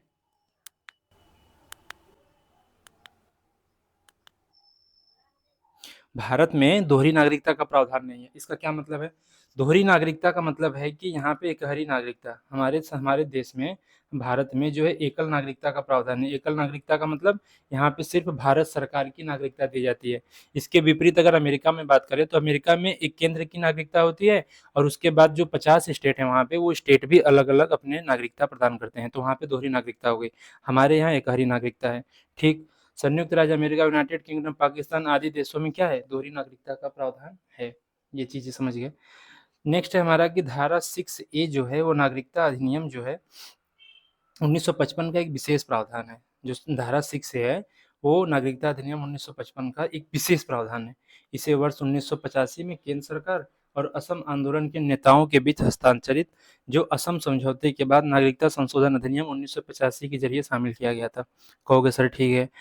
इस धारा के तहत 1 जनवरी 1966 से 24 मार्च 1971 के बीच पूर्वी पाकिस्तान यानी पूर्वी पाकिस्तान यानी पूर्वी पाकिस्तान पहले कौन था? पूर्वी पाकिस्तान कौन था? पहले बताओ पूर्वी पाकिस्तान कौन था? पूर्वी पाकिस्तान जो था वो देखो जब भारत आज़ाद हुआ तो 2 पाकिस्तान बने थे, एक पूर्वी पाकिस्तान, एक पश्चिमी पाकिस्तान। पाकिस्तान जो अभी हाल-फिलहाल में है, वो पश्चिम में था और पूर्वी पाकिस्तान जो बांग्लादेश है, उसको हम लोग पूर्वी पाकिस्तान कहते थे। तो जो 1 जनवरी 1996 से 24 मार्च 1931 के बीच पूर्वी पाकिस्तान यानी जो वर्तमान का बांग्लादेश से असम आकर बसे सभी व्यक्तियों को विदेशी घोषित किए जाने की तारीख से 10 वर्ष बाद भारतीय नागरिकता प्रदान करने का प्रावधान किया गया था। इसका मतलब है कि 1966 से 24 मार्च 1971 के बीच जो पूर्वी पाकिस्तान यानी वर्तमान का जो बांग्लादेश है, उससे असम में आकर जो भी बसे व्यक्ति थे, उनको विदेशी घोषित किए जाने की तारीख से 10 वर्ष बाद भी भारतीय नागरिकता प्रदान करने का प्रावधान किया गया था। ये हमारा जो है वो धारा 6A के तहत ये हमारा धारा 6 कहता है। नागरिकता संशोधन अधिनियम 2019 जो नागरिकता अधिनियम 1955 में क्या करता है? संशोधन करता है। जिस पे हाल ही में बहुत विवाद हुआ था, सीएए आंदोलन ये सब हुआ था। ये हमारा नागरिकता संशोधन अधिनियम 2019 है। इसको जो है 2024 में जो है इसको लागू भी कर दिया गया है। तो इसमें जो है 1955 में क्या करता है? संशोधन करता है। संबंधित सुर्खियाँ क्या हैं? विदेशी विषयक अभिकरण, फॉरेन ट्रिब्यूनल, विदेशी विषयक अभिकरण। इसका मतलब क्या है कि हाल ही में सुप्रीम कोर्ट ने असम में रहने वाले एक व्यक्ति को भारतीय नागरिक घोषित किया है। इससे पहले इस व्यक्ति को राज्य के विदेशी विषय अधिकरण ने विदेशी करार दिया था। इसको पहले विदेशी करार दिया गया था, लेकिन सुप्रीम कोर्ट ने असम में एक व्यक्ति को रहने वाले को एक नागरिक घोषित कर दिया गया है। स्थापना कब हुई थी? इसकी ये कैसी निकाय है? अर्ध न्यायिक निकाय है। अर्ध न्यायिक का मतलब क्या होता है? यहाँ पे समझते चलिएगा। अर्ध न्यायिक का मतलब होता है उसमें जो कुछ सदस्य जो होते हैं, उसके जो सदस्य होते हैं वो न्यायिक सदस्य नहीं होते। मतलब कि उसके जो सदस्य जो निर्णय करते हैं, वो कोई न्यायिक सदस्य नहीं होते बल्कि वो प्रशासनिक सदस्य होते हैं। वो न्यायिक सदस्य का मतलब वो जज नहीं होते हैं बल्कि एक प्रशासनिक सदस्य होते हैं जैसे कोई आईएएस ऑफिसर हो गया या कोई भी बहुत ज्ञाता हो गया। इस ऐसी निकाय को हम क्या कहते हैं? अर्ध न्यायिक निकाय कहते हैं। तो इन्हें विदेशी विषयक अधिनियम 1946 की धारा 3 के अनुसार केंद्र सरकार द्वारा विदेशी विषय आदेश 1964 के तहत क्या किया गया था? स्थापना की गई थी। ठीक बात है। अधिकार क्षेत्र कौन-कौन से हैं इनके? भारत में केवल विदेशी विषय अधिकरणों के पास ही किसी व्यक्ति को विदेशी घोषित करने का अधिकार है। ठीक? किसी भी अगर व्यक्ति को विदेशी घोषित करने का अधिकार किसको है? भारत में केवल विदेशी विषयक अधिकरणों के पास ही किसी व्यक्ति को विदेशी घोषित करने का अधिकार है। इसका अर्थ है कि असम के राष्ट्रीय नागरिक रजिस्टर एनआरसी में किसी व्यक्ति का नाम शामिल नहीं होने पर भी वह स्वतः विदेशी नागरिक नहीं हो जाता है। ठीक है? शक्ति इनके पास सिविल प्रक्रिया संहिता 1908 के तहत एक सिविल कोड की शक्ति है। तो विदेशी विषयक अधिकरण कैसी निकाय है? एक अर्धन्यायिक निकाय है। इसके पास कैसी शक्तियाँ हैं? इसके पास सिविल कोड की शक्तियाँ हैं और भारत में केवल जो है विदेशी विषयक अधिकरण जो फॉरेन ट्रिब्यूनल है, इसके पास ही किसी व्यक्ति को विदेशी घोषित करने का अधिकार है। एनआरसी जो है किसी भी व्यक्ति को स्वतः विदेशी घोषित नहीं कर सकता है। केवल फॉरेन ट्रिब्यूनल है, वो ही किसी व्यक्ति को विदेशी घोषित कर सकता है। ठीक है? ये मेन चीज़ें थी जो आपने विदेशी विषयक अभिकरण के बारे में समझा है। ठीक है? नेक्स्ट है हमारा नागरिकता संशोधन नियम 2024 सिटीजनशिप अमेंडमेंट रूल्स 2024 सुर्खियों में क्यों है? क्योंकि गृह मंत्रालय ने नागरिकता नियम 2009 में संशोधन किया है और नागरिकता संशोधन नियम 2024 को अधिसूचित किया है। ऐसा नागरिकता संशोधन अधिनियम सीएए 2019 को लागू करने के उद्देश्य से किया गया है। ठीक? नागरिकता संशोधन नियम 2024 के मुख्य बिंदु पर एक नजर डालते हैं। पात्रता पंजीकरण देशीकरण के तहत भारत की जो नागरिकता के लिए आवेदन कर सकता है। कौन कर सकता है? भारतीय मूल का व्यक्ति होना चाहिए, किसी भारतीय नागरिक से शादी करने वाली महिला या पुरुष होना चाहिए, भारतीय नागरिक की नाबालिग संतान होनी चाहिए, वह व्यक्ति जिसका माता-पिता जो है भारतीय नागरिक के रूप में पंजीकृत है वो, या तो वह व्यक्ति जिसके पास माता-पिता में से कोई एक स्वतंत्र भारत की या का नागरिक रही या रहा है, ओसीआई कार्ड धारक के रूप में पंजीकृत कोई भी व्यक्ति। ये जो भी व्यक्ति होंगे वो 2024 के नागरिकता संशोधन अधिनियम के तहत पात्र व्यक्ति होंगे। ठीक है? देशीकरण द्वारा नागरिकता के लिए अन्य पात्रताएं कौन-कौन सी हैं? नागरिकता के लिए आवेदन करने वाले व्यक्ति को आवेदन में दिए गए विवरण की सत्यता को प्रमाणित करने वाला एक शपथ पत्र दाखिल करना होगा। साथ ही उस आवेदक के जो चरित्र की गवाही देने के लिए किसी भारतीय नागरिक द्वारा एक शपथ पत्र क्या होगा? प्रस्तुत करना होगा। ठीक? आवेदक को भारतीय संविधान की जो 8वीं अनुसूची है, उसमें सूचीबद्ध भाषाओं में से किसी एक भाषा का जो है पर्याप्त ज्ञान होना चाहिए, तभी उसको देशीकरण द्वारा नागरिकता दी जाएगी। राष्ट्रीयता का प्रमाण निवेश नियमों में मूल देश को साबित करने के लिए दस्तावेजों की आवश्यकताओं में छूट दी गई है। आवेदक अब भारत में प्रवेश के प्रमाण के रूप में 20 अलग-अलग दस्तावेज प्रस्तुत कर सकते हैं।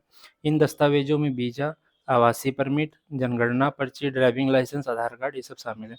दूसरे देश की नागरिकता का त्याग करना। यदि आवेदक को एक घोषणा पत्र भी सौंपना होगा, इसमें इस बात का उल्लेख होगा कि यदि आवेदक का भारतीय नागरिकता के लिए आवेदन मंजूर हो जाता है, तो उसे अपने देश की नागरिकता क्या हो जाएगी? समाप्त हो जाएगी। मतलब कोई भी व्यक्ति अगर भारत की नागरिकता को ग्रहण करता है तो केवल भारत का नागरिक होगा। अगर वो किसी विदेशी नागरिकता को ग्रहण करता है तो भारत की नागरिकता क्या हो जाएगी? समाप्त हो जाएगी। प्राधिकारी जिसके पास नागरिकता के लिए आवेदन करना है। नागरिकता अधिनियम 1955 की धारा जो 6 बी है, उसके तहत नागरिकता के लिए आवेदन जिला स्तरीय जो समिति है, उसके माध्यम से अधिकार प्राप्त समिति को इलेक्ट्रॉनिक रूप में करना होगा। ठीक है? क्या है? जिला स्तरीय समिति के माध्यम से अधिकार प्राप्त समिति को इलेक्ट्रॉनिक रूप से करना होगा। जिला स्तरीय समिति के बारे में केंद्र सरकार अधिसूचना क्या करेगी? जारी करेगी। अच्छा, हम यही पे समझते हैं कि सीएए 2019 क्या है? इस संशोधन अधिनियम में यह प्रावधान किया गया है कि जो अवैध प्रवासी निम्नलिखित 4 शर्तों को पूरा करता है, उसे अधिनियम के तहत अवैध प्रवासी नहीं माना जाएगा। जैसे वे लोग जो हिंदू, सिख, बौद्ध, जैन, पारसी या ईसाई धर्म से हैं, पहली बात। दूसरी बात, वे अफगानिस्तान, पाकिस्तान या बांग्लादेश से आए हों। देखो यहाँ पे इसीलिए साथियों सीएए को लेकर बहुत बवाल मचा था। सीएए में साथियों किसी भी व्यक्ति की नागरिकता को छीना नहीं जाता, बल्कि यहाँ पे नागरिकता को देने संबंधी प्रावधान किए गए हैं। मतलब कि यहाँ पे हिंदू, सिख, बौद्ध, जैन, पारसी या ईसाई धर्म के व्यक्तियों को यहाँ पे नागरिकता दी जाती है, ना कि किसी भी व्यक्ति से नागरिकता यहाँ पे ली जाती है। तो अगर ये पांचों धर्म के लोग हिंदू, सिख, बौद्ध, जैन, पारसी या ईसाई से कोई भी लोग जो अफगानिस्तान, पाकिस्तान या बांग्लादेश से आए हैं और उन्होंने 31 दिसंबर 2014 को या उससे पहले भारत में प्रवेश किया हो तथा नेक्स्ट वे संविधान की 6ठी अनुसूची में शामिल असम, मेघालय, मिजोरम और त्रिपुरा के कुछ आदिवासी क्षेत्रों या इनर लाइन परमिट के तहत आने वाले क्षेत्रों में नहीं आते हों, ऐसे लोगों को नागरिकता क्या कर दी जाएगी? दे दी जाएगी और उन्हें अवैध प्रवासी नहीं माना जाएगा। ठीक? केंद्र सरकार ने ऐसे प्रवासियों को पासपोर्ट अधिनियम 1920, फॉरेन एक्ट 1946 और इसके तहत बनाए गए नियमों और आदेशों के खिलाफ दंडित करने से क्या कर दिए? छूट दी है। उपयुक्त प्रवासियों के लिए देशीकरण के जरिए नागरिकता लेने की अवधि 11 वर्ष से घटाकर कितनी कर दी गई है? 5 वर्ष कर दी गई है। मतलब नागरिकता लेने की अवधि जो है वो 11 वर्ष से घटाकर कितनी कर दी गई है? 5 वर्ष कर दी गई है। जो ओसीआई पंजीकरण रद्द करने के 5 आधार इसमें शामिल किए गए हैं। इस अधिनियम में यह प्रावधान किया गया कि केंद्र सरकार जो है कुछ दशाओं में ऐसे प्रवासियों का ओसीआई पंजीकरण क्या कर देगी? रद्द कर सकती है। ठीक है। अब हम यहीं पे समझते हैं ओसीआई कौन होते हैं। विदेश मंत्रालय ने ओसीआई कार्ड धारकों को विदेशी के रूप में पुनः वर्गीकृत किए जाने संबंधी चिंताओं को दूर करते हुए यह स्पष्ट किया कि वर्तमान ओसीआई नियम अपरिवर्तित रहेंगे। ओसीआई कार्ड धारक कौन होते हैं? ओसीआई योजना को 2005 में नागरिकता अधिनियम 1955 में संशोधन करके प्रस्तुत किया गया था, पहली बात। दूसरी बात, विदेशी सैन्यकर्मी चाहे वे सेवा में हो या सेवानिवृत्त हो, ओसीआई प्राप्त करने के लिए पात्र नहीं है। ठीक। तीसरी बात, 2015 में भारतीय मूल के व्यक्ति और ओसीआई कार्ड धारकों को एक श्रेणी ओसीआई में मिला दिया गया था। ठीक है।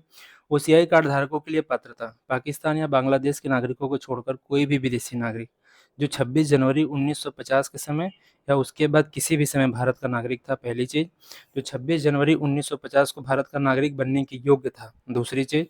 जो उस क्षेत्र से संबंधित था जो 15 अगस्त 1947 के बाद भारत का हिस्सा बना, तीसरी। ऐसे व्यक्ति, ऐसे नागरिक का पुत्र या पुत्री या पौत्र या पौत्री या परपौत्र या परपौत्री है जो ऊपर वर्णित ऐसे व्यक्तियों के नाबालिग संतान है, जो नाबालिग बच्चा है और जिसके माता पिता भारत के नागरिक हैं या माता पिता में से कोई एक भारत का नागरिक है, ऐसे लोगों को क्या करेगा? ओसीआई कार्ड धारक दे दी जाएगी। क्या? पहली चीज, जो 26 जनवरी 1950 के समय किसी भी 26 जनवरी 1950 के समय या उसके बाद किसी भी समय भारत का नागरिक था, वो ओसीआई कार्ड धारक के लिए पात्र होगा। जो 26 जनवरी 1950 को भारत का नागरिक बनने के योग्य था, भले से भारत का नागरिक नहीं था लेकिन भारत के नागरिक बनने के लिए योग्य था। जो 15 अगस्त 1947 के बाद भारत का हिस्सा बन गया वो, और जो इन सबके पुत्र पौत्र पौत्री या परपौत्री या पुत्र पुत्री हैं उनको, या नाबालिग जो भी संतान है वो लोग, या माता पिता दोनों भारत के नागरिक हैं, माता पिता में से कोई एक भारत का नागरिक है, भारतीय नागरिक या ओसीआई कार्ड धारक का विदेशी मूल का जीवन साथी जिसका विवाह आवेदन प्रस्तुत करने से कम 2 वर्ष पहले पंजीकृत हुआ है, उनको जो है ओसीआई कार्ड धारकों के लिए पात्रता दे दी जाएगी, बशर्ते ये पाकिस्तान और बांग्लादेश के नागरिकों को छोड़कर कोई भी विदेशी नागरिक जो होगा वो ओसीआई कार्ड धारक होगा। उनको क्या क्या लाभ होते हैं? भारत हेतु जीवन भर, भारत अगर यात्रा करते हैं तो जीवन भर के लिए बहुप्रवेश या बहुउद्देशीय वीजा उनको मिल जाती है, पहली चीज। ठीक है। दूसरी चीज, कृषि या बागान भूमि की खरीद और भारतीय बच्चों को अंतर्देशीय दत्तक ग्रहण से संबंधित मामलों को छोड़कर कुछ वित्तीय, आर्थिक, शैक्षणिक मामलों में अनिवासी भारतीय एनआरआई के साथ समानता की जाती है। तीसरी चीज, नागरिकता अधिनियम 1955 की जो धारा 51G है उसके तहत ओसीआई कार्ड धारक 5 वर्षों की अवधि पूरी करने के बाद भारतीय नागरिकता प्राप्त करने के लिए क्या होगा? पात्र होगा। ठीक है। बशर्ते इस आवेदन करने से पहले वह पिछले 5 वर्षों में से 1 वर्ष जो है भारत में क्या किया हो? निवास कर चुका हो। ओसीआई कार्ड धारक एनआरआई के समान राष्ट्रीय पेंशन योजना में नामांकन करने के लिए भी प्राप्त होते हैं। मतलब कि अगर कोई भी ओसीआई कार्ड धारक है वो एनपीएस जो राष्ट्रीय पेंशन योजना है उसके तहत जो है, जैसे एनआरआई उसमें पात्र होते हैं वैसे ओसीआई कार्ड धारक भी उसके क्या होंगे? पात्र होंगे। ओसीआई को दोहरे नागरिकता के रूप में नहीं समझना चाहिए। ओसीआई कार्ड वोट देने के लिए राजनीतिक अधिकार प्रदान नहीं करते हैं। मतलब कि ओसीआई जो कार्ड धारक हैं वो वोट नहीं दे सकते हैं। ठीक है। ओसीआई जो कार्ड धारक हैं वो वोट क्या होते हैं? वो वोट, राजनीतिक अधिकार इनको प्रदान नहीं करता है। ओसीआई कार्ड धारक निम्नलिखित अग्रलिखित जो भारतीय संवैधानिक पदों पर नियुक्ति के लिए अपात्र होते हैं। जैसे वो राष्ट्रपति नहीं बन सकते, वो उपराष्ट्रपति नहीं बन सकते, वो उच्चतम न्यायालय के न्यायाधीश नहीं बन सकते और उच्च न्यायालय के वो न्यायाधीश नहीं बन सकते हैं।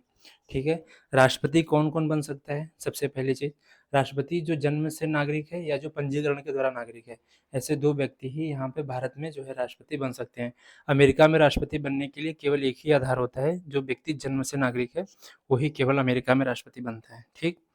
ओसीआई कार्ड धारक लोकसभा, राज्यसभा, विधानसभा और विधान परिषद के सदस्य बनने के लिए भी क्या होते हैं? अपात्र होते हैं। ठीक है। वो मतलब चुनाव लड़के यहाँ पे सदस्यता नहीं ले सकते हैं। लोक नियोजन यानी सरकारी रोजगार के मामलों में अवसर में समानता, इसके संबंध में ओसीआई कार्ड धारक केंद्र सरकार द्वारा निर्दिष्ट कुछ विशेष पदों को छोड़कर संघ या राज्य सरकार के किसी भी लोक सेवा के पद के लिए पात्र नहीं होते हैं। कुछ ऐसे ही पद हैं जिसके लिए वो पात्र होंगे, कुछ विशेष पद हैं उसको छोड़कर संघ एवं राज्य सरकार के किसी भी लोक सेवा पद के लिए पात्र नहीं होते हैं। उन्हें देश में अनुसंधान, पर्वतारोहण, धर्म प्रचार गतिविधियाँ, पत्रकारिता और प्रतिबंधित संरक्षित क्षेत्रों का दौरा करने के लिए विशेष मंजूरी की क्या होती है? आवश्यकता होती है। तो जो ओसीआई कार्ड धारक होते हैं, वो ना तो प्रधानमंत्री बन सकते हैं, ना तो राष्ट्रपति बन सकते हैं, ना तो उपराष्ट्रपति बन सकते हैं, ना तो उच्च न्यायालय या न्यायाधीश बन सकते हैं, ठीक है? और ना तो लोकसभा, राज्यसभा, विधानसभा, विधान परिषद सदस्य बनने के लिए भी पात्र होते हैं, ठीक? अब हमारा 3.2 में नेक्स्ट है आरक्षण और अफर्मेटिव एक्शन। हम देखेंगे कि रिजर्वेशन क्या है और अफर्मेटिव एक्शन से संबंधित ये अभी हमारे करंट अफेयर में क्यों चर्चा में बना हुआ है। हाल ही में जो संयुक्त राज्य अमेरिका के कई राज्य हाल ही में संयुक्त राज्य अमेरिका के जो कई राज्य हैं, वो अपने यहाँ के विश्वविद्यालय परिसरों में विविधता कार्यक्रमों को प्रतिबंधित या निषिद्ध कर रहे हैं। क्यों कर रहे हैं, ये देखते हैं। अफर्मेटिव एक्शन, सबसे पहले अफर्मेटिव एक्शन क्या है? अफर्मेटिव एक्शन से तात्पर्य जो है सकारात्मक कार्रवाई या पक्षपात से है। अफर्मेटिव एक्शन से जो तात्पर्य है वो सकारात्मक कार्रवाई या पक्षपात से है। सामाजिक या नस्ली भेदभाव का सामना करने वाले सामाजिक समूहों के लिए शिक्षा, रोजगार आदि में प्रतिनिधित्व बढ़ाने के लिए अफर्मेटिव एक्शन जैसे उपाय अपनाने जाते हैं। मतलब कि सामाजिक या नस्ली भेदभाव का जो सामना करने वाले जो भी सामाजिक समूह हैं, उनके लिए शिक्षा, रोजगार आदि में प्रतिनिधित्व बढ़ाने के लिए अफर्मेटिव एक्शन जैसे उपाय जो है वो अपनाए जाते हैं। भारत और अमेरिका में अफर्मेटिव एक्शंस की तुलना अगर हम करें तो भारत में जो संविधान स्पष्ट रूप से अफर्मेटिव एक्शन का प्रावधान करता है। अमेरिका में अनुमति देने के लिए 14वें संशोधन के समान संरक्षण खंड की व्याख्या की गई है। वहाँ भी अफर्मेटिव एक्शन संबंधित प्रावधान है। उद्देश्य क्या है? संविधान के माध्यम से अस्पृश्यता का अंत किया गया है। इस प्रकार ऐतिहासिक रूप से जिन्हें अछूत समझा जाता था, इस आधार पर उनके साथ किए गए भेदभाव को क्या कर दिया गया? समाप्त कर दिया गया। यहाँ पे संयुक्त राज्य अमेरिका में अल्पसंख्यक समूह और महिलाओं के खिलाफ भेदभाव को क्या किया गया? खत्म कर दिया गया है। सामाजिक और शैक्षणिक रूप से पिछड़े वर्ग और आर्थिक रूप से कमजोर वर्ग इनको लक्षित किया गया है। इनको अफर्मेटिव एक्शन के तहत इनको शामिल किया गया है। अफ्रीकी, अमेरिकी, हिस्पैनिक, एशियाई अमेरिकी आदि जो है संयुक्त राज्य अमेरिका में इनको जो है लक्षित समूह है। प्रणाली क्या होगी? कोटा आधार प्रणाली के आधार पे संयुक्त राज्य अमेरिका में विविधता, समांतर समावेशन कार्यक्रमों पर आधारित प्रणाली के आधार पे इनको शामिल किया गया है। प्रावधान क्या है? हमारे संविधान का जो 15(4), 16(4) जो है आदि राज्यों को आरक्षण प्रदान करने में सक्षम बनाता है। 15(4) क्या है? राज्यों को नागरिक के सामाजिक एवं शैक्षणिक रूप से पिछड़े वर्ग, अनुसूचित जाति, अनुसूचित जनजाति की उन्नति के लिए विशेष प्रावधान करने का अधिकार देता है। ठीक। अनुच्छेद 16(4) राज्य को अधिकार प्रदान किया गया है कि वह राज्य सेवाओं में पर्याप्त प्रतिनिधित्व न पाने वाले नागरिकों के लिए पिछड़े वर्ग के पक्ष में नियुक्तियों एवं पदों के आरक्षण के लिए प्रावधान क्या कर सके। ठीक है, ये हमारा 16(4) कहता है।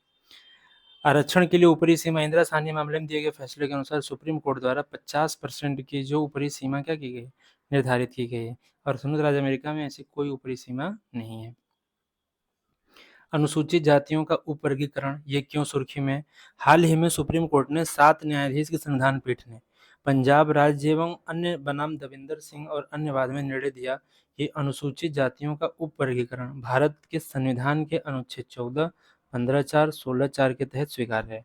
मतलब कि जो भी अनुसूचित जनजातियां हैं इनके भी बीच में उपवर्गीकरण किया जाएगा, जो अनुच्छेद 14, 15(4) और 16(4) के तहत स्वीकार है। सुप्रीम कोर्ट के अनुसार राज्य अनुसूचित जाति समुदायों के भीतर अधिक वंचित समूहों को अतिरिक्त कोटा प्रदान करने हेतु अनुसूचित जातियों का उपवर्गीकरण कर सकता है। सुप्रीम कोर्ट के फैसले की अगर बिंदुओं पर एक नज़र डालें तो संविधान के अनुच्छेद 34(1) के तहत अनुसूचित जनजाति जो है अलग अलग स्तरों पर पिछड़ेपन वाली जातियों, मूलवंशों, जनजातियों के विजातीय समूह हैं। पहली चीज, अनुच्छेद 341 जो एक है वो भारत का राष्ट्रपति जो है किसी भी राज्य या पहली चीज देखना यहाँ पे ध्यान से समझना कि अनुच्छेद 341 जो एक है वो क्या कह रहा है कि भारत का जो राष्ट्रपति है वो किसी भी राज्य या केंद्र शासित प्रदेश के कुछ जाति, मूलवंश और जनजातियों को आधिकारिक तौर पर अधिसूचित जाति के रूप में अनुसूचित जातियों के रूप में नामित करता है।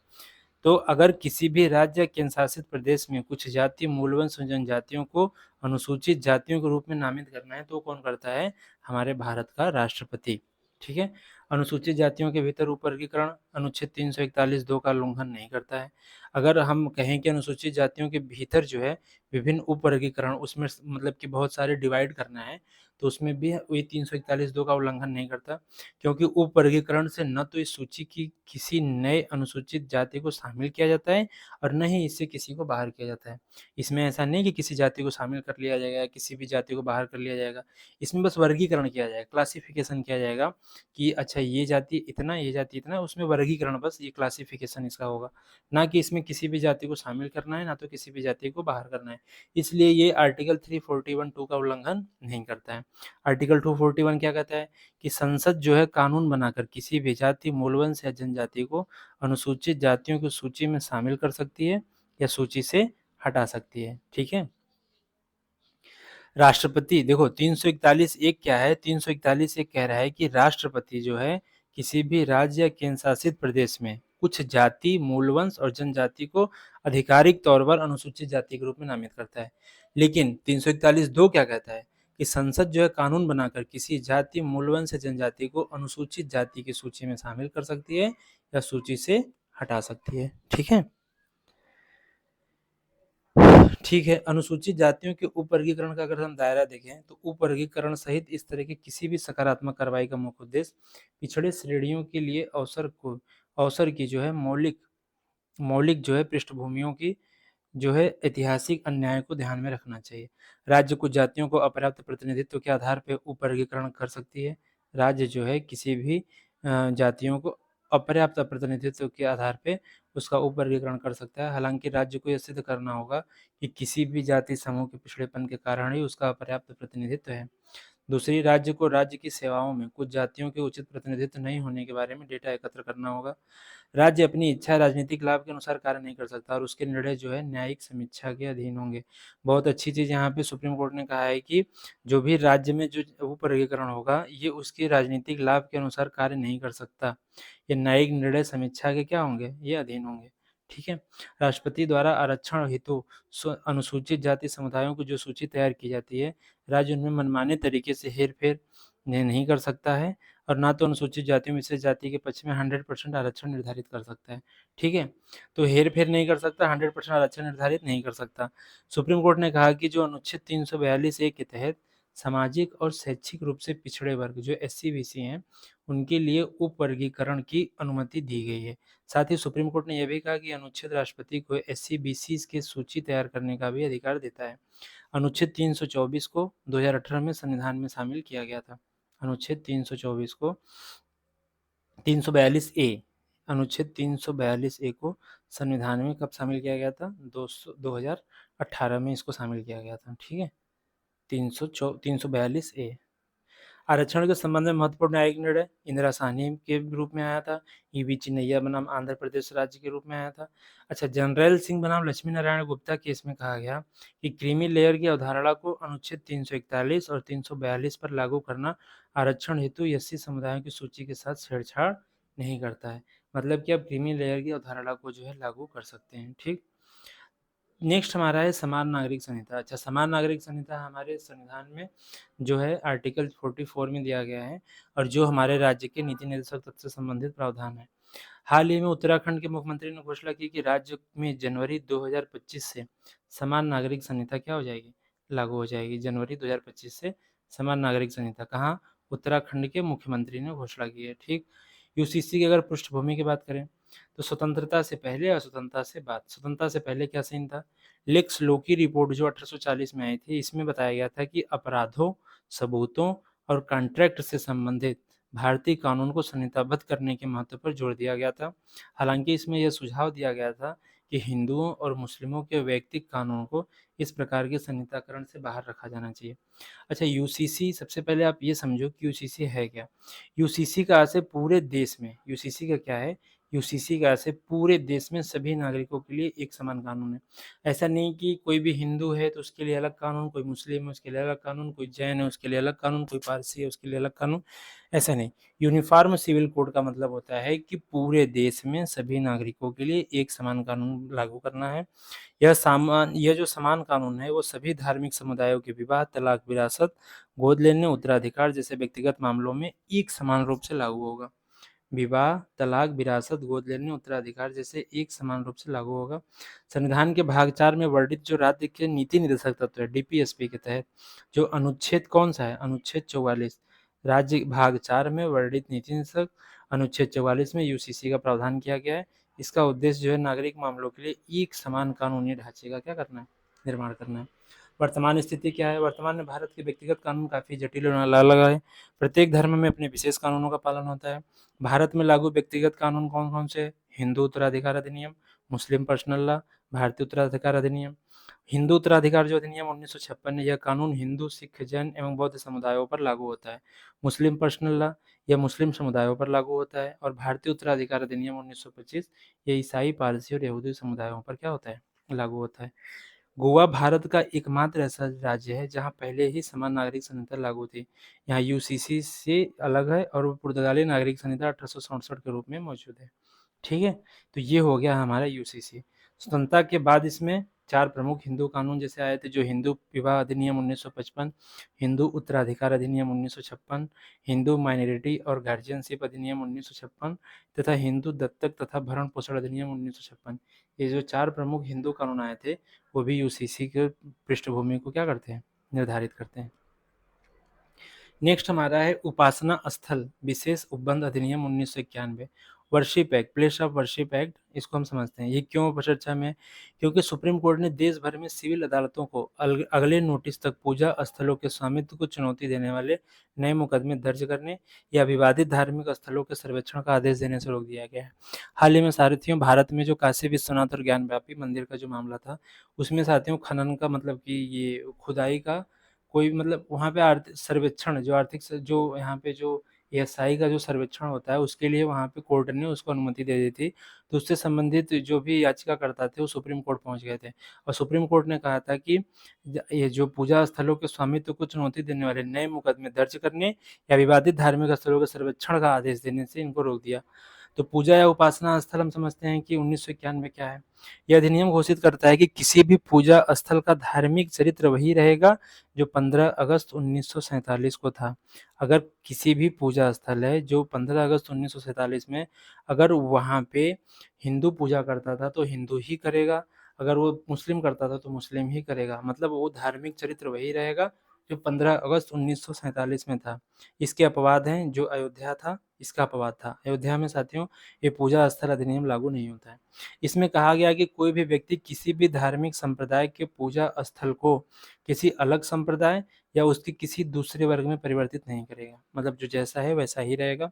यह अधिनियम राज्य पर प्रत्येक पूजा स्थल के धार्मिक चरित्र को बनाए रखने जैसा कि स्वतंत्रता के समय मौजूद था का सकारात्मक दायित्व भी डालता है। यह घोषणा करता है कि पूजा स्थल के स्वरूप को परिवर्तित करने के संबंध में सभी मुकदमे, अपील या अन्य कोई कार्रवाई जो 15 अगस्त 1947 को किसी भी अदालत या प्राधिकरण के समक्ष लंबित है, कानून लागू होते हैं, समाप्त हो जाएंगे। ठीक है? इस अधिनियम के अपवाद क्या हैं? अयोध्या में विवादित स्थल इस अधिनियम से छूट दी गई थी। इसके अलावा जो यह अधिनियम है, जो प्राचीन स्मारक एवं पुरातात्विक स्थल अवशेषण अधिनियम 1958 के अंतर्गत आने वाले स्मारक हैं और पुरातात्विक स्थलों पर लागू नहीं होता। कोई भी विवाद जिसका अंतिम रूप से निपटारा निस्तारण हो गया, उस पे लागू नहीं होता। वे मामले भी इसमें शामिल नहीं हैं जो पहले ही निपट चुके हैं या सुलझ गए हैं और ऐसे किसी स्थल का कोई रूपांतरण जिसे पूर्व रजामंदी से किया गया हो, यह भी अधिनियम के दायरे में क्या होगा? नहीं आएगा। जुर्माना अधिनियम की धारा 6 में इसके प्रावधानों का उल्लंघन करने पर जुर्माने के साथ अधिकतम 3 साल की कैद की सजा का क्या किया गया? प्रावधान किया गया है। ठीक है? तो ये हमारा हो गया उपासना स्थल संबंधी जो भी नियम है। प्रिवेंटिव डिटेंशन हमने जब चुनाव वाले चैप्टर पढ़े थे तो उसमें प्रिवेंटिव डिटेंशन भी एक मुद्दा आया था।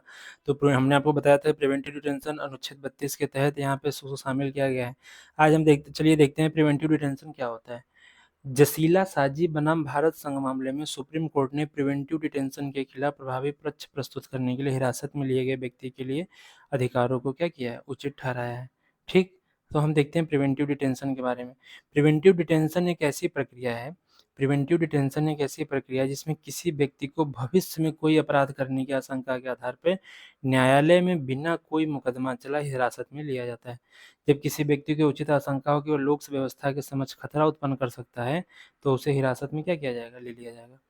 संविधान जैसे कि कोई भी व्यक्ति अपराध नहीं किया है, लेकिन उसको आशंका है कि ये भविष्य में अपराध कर सकता है, उसकी आशंका के आधार पे उसको बिना मुकदमा चलाए उसको हिरासत में ले लो, तो ये प्रिवेंटिव डिटेंशन होता है। संविधान का जो अनुच्छेद जो 22 है, वो अंतर्गत संविधान में संसद और राज्य विधानमंडल में प्रिवेंटिव डिटेंशन पर कानून क्या करते हैं, बना सकते हैं। ठीक। भारतीय संविधान का जो अनुच्छेद 22(1), 22(2) गिरफ्तारी और डिटेंशन के खिलाफ सुरक्षा प्रदान करता है। अनुच्छेद जो 22(3) है, 22(3) के अनुसार भारतीय संविधान का जो अनुच्छेद 22(1) और 22(2) द्वारा प्रदान की गई सुरक्षा प्रिवेंटिव डिटेंशन के संबंधित कानूनों के तहत गिरफ्तार या हिरासत में लिए गए व्यक्ति को उपलब्ध नहीं होता है। जो भी जो 22 देखो, भारतीय संविधान का जो अनुच्छेद 22(1) और 22(2) है, ये गिरफ्तारी और डिटेंशन के खिलाफ सुरक्षा प्रदान करता है। लेकिन 22(3) के अनुसार भारतीय संविधान के जो अनुच्छेद 22(1) और 2 हैं, इसमें प्रदान की गई सुरक्षा प्रिवेंटिव डिटेंशन से संबंधित जो व्यक्ति हिरासत में लिए गए, उसको उपलब्ध जो है नहीं होंगे। अच्छा, 22(1) क्या है? 22(1) क्या, हिरासत में लिए जाने का व्यक्ति को कारण बताना होगा। अगर किसी व्यक्ति को आप गिरफ्तार कर लिए हो, तो उस व्यक्ति को कारण बताओगे कि व्यक्ति को मतलब वो आपको उसको क्यों गिरफ्तार किए हो, ये आपको कारण बताना होगा। ये अनुच्छेद 22(1) में है। 22(2) में क्या कहा गया है कि अगर किसी भी व्यक्ति को हिरासत में लिया गया है या कोई व्यक्ति को गिरफ्तार अगर पुलिस द्वारा किया गया है, तो उसको 24 घंटे के भीतर मजिस्ट्रेट के सामने प्रस्तुत करना होगा तथा उससे अधिक समय तक हिरासत में रखने के लिए मजिस्ट्रेट की मंजूरी क्या होगी, आवश्यक होगी। मतलब कि अगर आप बिना मजिस्ट्रेट की अनुमति के बिना किसी भी व्यक्ति को 24 घंटे से ज़्यादा आप उसको हिरासत में नहीं ले सकते। ये हमारा मूल अधिकार है जो हमें आर्टिकल 22(2) के तहत दिया गया है। यही कह रहा है 22(3) के अनुसार कि 22(1) और 22(2) द्वारा प्रदान की गई सुरक्षा वो प्रिवेंटिव डिटेंशन से संबंधित कानूनों के तहत गिरफ्तार या हिरासत में लिए गए व्यक्ति को उपलब्ध नहीं होती है। ठीक बात। अनुच्छेद 22(4) क्या है? 3 माह से अधिक अवधि तक प्रिवेंटिव डिटेंशन में रखने के लिए सलाहकार बोर्ड की मंजूरी आवश्यक है। ये बोर्ड राज्यों द्वारा गठित किए जाते हैं। इसमें आमतौर पर सेवानिवृत्त न्यायाधीश और नौकरशाह शामिल होते हैं। 22(5) क्या कह रहा है कि हिरासत में लिए गए व्यक्ति को प्रिवेंटिव डिटेंशन के कारणों से यथाशीघ्र अवगत कराया जाएगा, उसे अपना पक्ष रखने का यथाशीघ्र अवसर प्रदान किया जाएगा। ठीक है, ये 22(5) कहता है। यदि ऐसे डॉक्यूमेंट को प्रस्तुत करने में विफलता या देरी होती है, तो संविधान के अनुच्छेद 22(5) के तहत अपना पक्ष प्रस्तुत करने के अधिकार से वंचित करने के क्या होगा, ये बराबर होगा। प्रिवेंटिव डिटेंशन से जुड़े कानून क्या-क्या हैं? राष्ट्रीय सुरक्षा अधिनियम 1980, गैर कानूनी गतिविधियां अधिनियम 1967, विदेशी मुद्रा संरक्षण और तस्करी निवारण अधिनियम, कोफेपोसा 1974, कालाबाजारी की रोकथाम और आवश्यक वस्तुओं की आपूर्ति का रखरखाव अधिनियम पीबीएमसीईसीए 1980 आदि। प्रिवेंटिव डिटेंशन लागू करने का आधार क्या है? राज्य की सुरक्षा, विदेशी मामले या भारत की सुरक्षा, लोक व्यवस्था, आपूर्ति लोक व्यवस्था, आपूर्ति एवं आवश्यक सेवाओं का रख रखाव। ठीक है, राज्य की सुरक्षा, आपूर्ति एवं आवश्यक सेवाओं का रख रखाव आदि। ठीक। प्रिवेंटिव डिटेंशन से संबंधित महत्वपूर्ण न्यायिक निर्णय क्या गया? गोपालन बनाम जो AK गोपालन बनाम मद्रास राज्य था, उसमें कहा गया कि न्यायालय ने अनुच्छेद 22(5) के स्पष्ट प्रावधानों के कारण प्रिवेंटिव डिटेंशन अधिनियम 1950 को क्या कर दी थी, स्वीकृति दे दी थी। सिब्बल लाल बनाम उत्तर प्रदेश राज्यवाद, सुप्रीम कोर्ट ने कहा था कि अदालत डिटेन करने की वास्तविकता या डिटेन करने के लिए कोर्ट में पेश तथ्यों की जांच करने में सक्षम नहीं है। व्यक्तिगत अधिकार, दिल्ली हाईकोर्ट ने एक अंतरिम आदेश में विविध संस्थाओं को एक अभिनेता की सहमति के बिना उसके नाम, छवि, आवाज़ और समरूपता का दुरुपयोग करने से प्रतिबंधित कर दिया। दिल्ली हाईकोर्ट ने क्या किया है कि एक अंतरिम आदेश में विविध संस्थाओं जैसे ई-कॉमर्स स्टोर, AI चैटबॉट, उसमें अभिनेता की सहमति के बिना उसके नाम, छवि, आवाज़ और समरूपता का दुरुपयोग नहीं कर सकते। ये हमारा क्या है, पर्सनल राइट है। तो हम समझते हैं कि हमारा जो पर्सनल राइट है वो क्या है।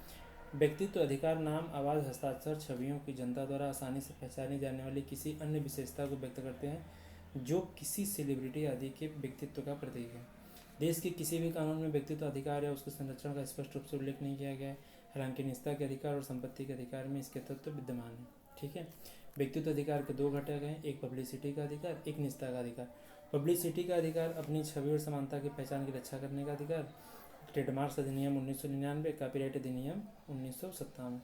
ठीक। निजता का अधिकार, अनाधिकृत प्रतिनिधित्व से सुरक्षा अनुच्छेद 21 के तहत और जस्टिस SK पुट्टास्वामी बनाम भारत सरकार 2017 के तहत। मरणोपरांत व्यक्तित्व अधिकार, भारतीय दंड संहिता, यदि कोई व्यक्ति किसी मृतक या उसके परिवार की प्रतिष्ठा के खिलाफ नकारात्मक टिप्पणी करता है या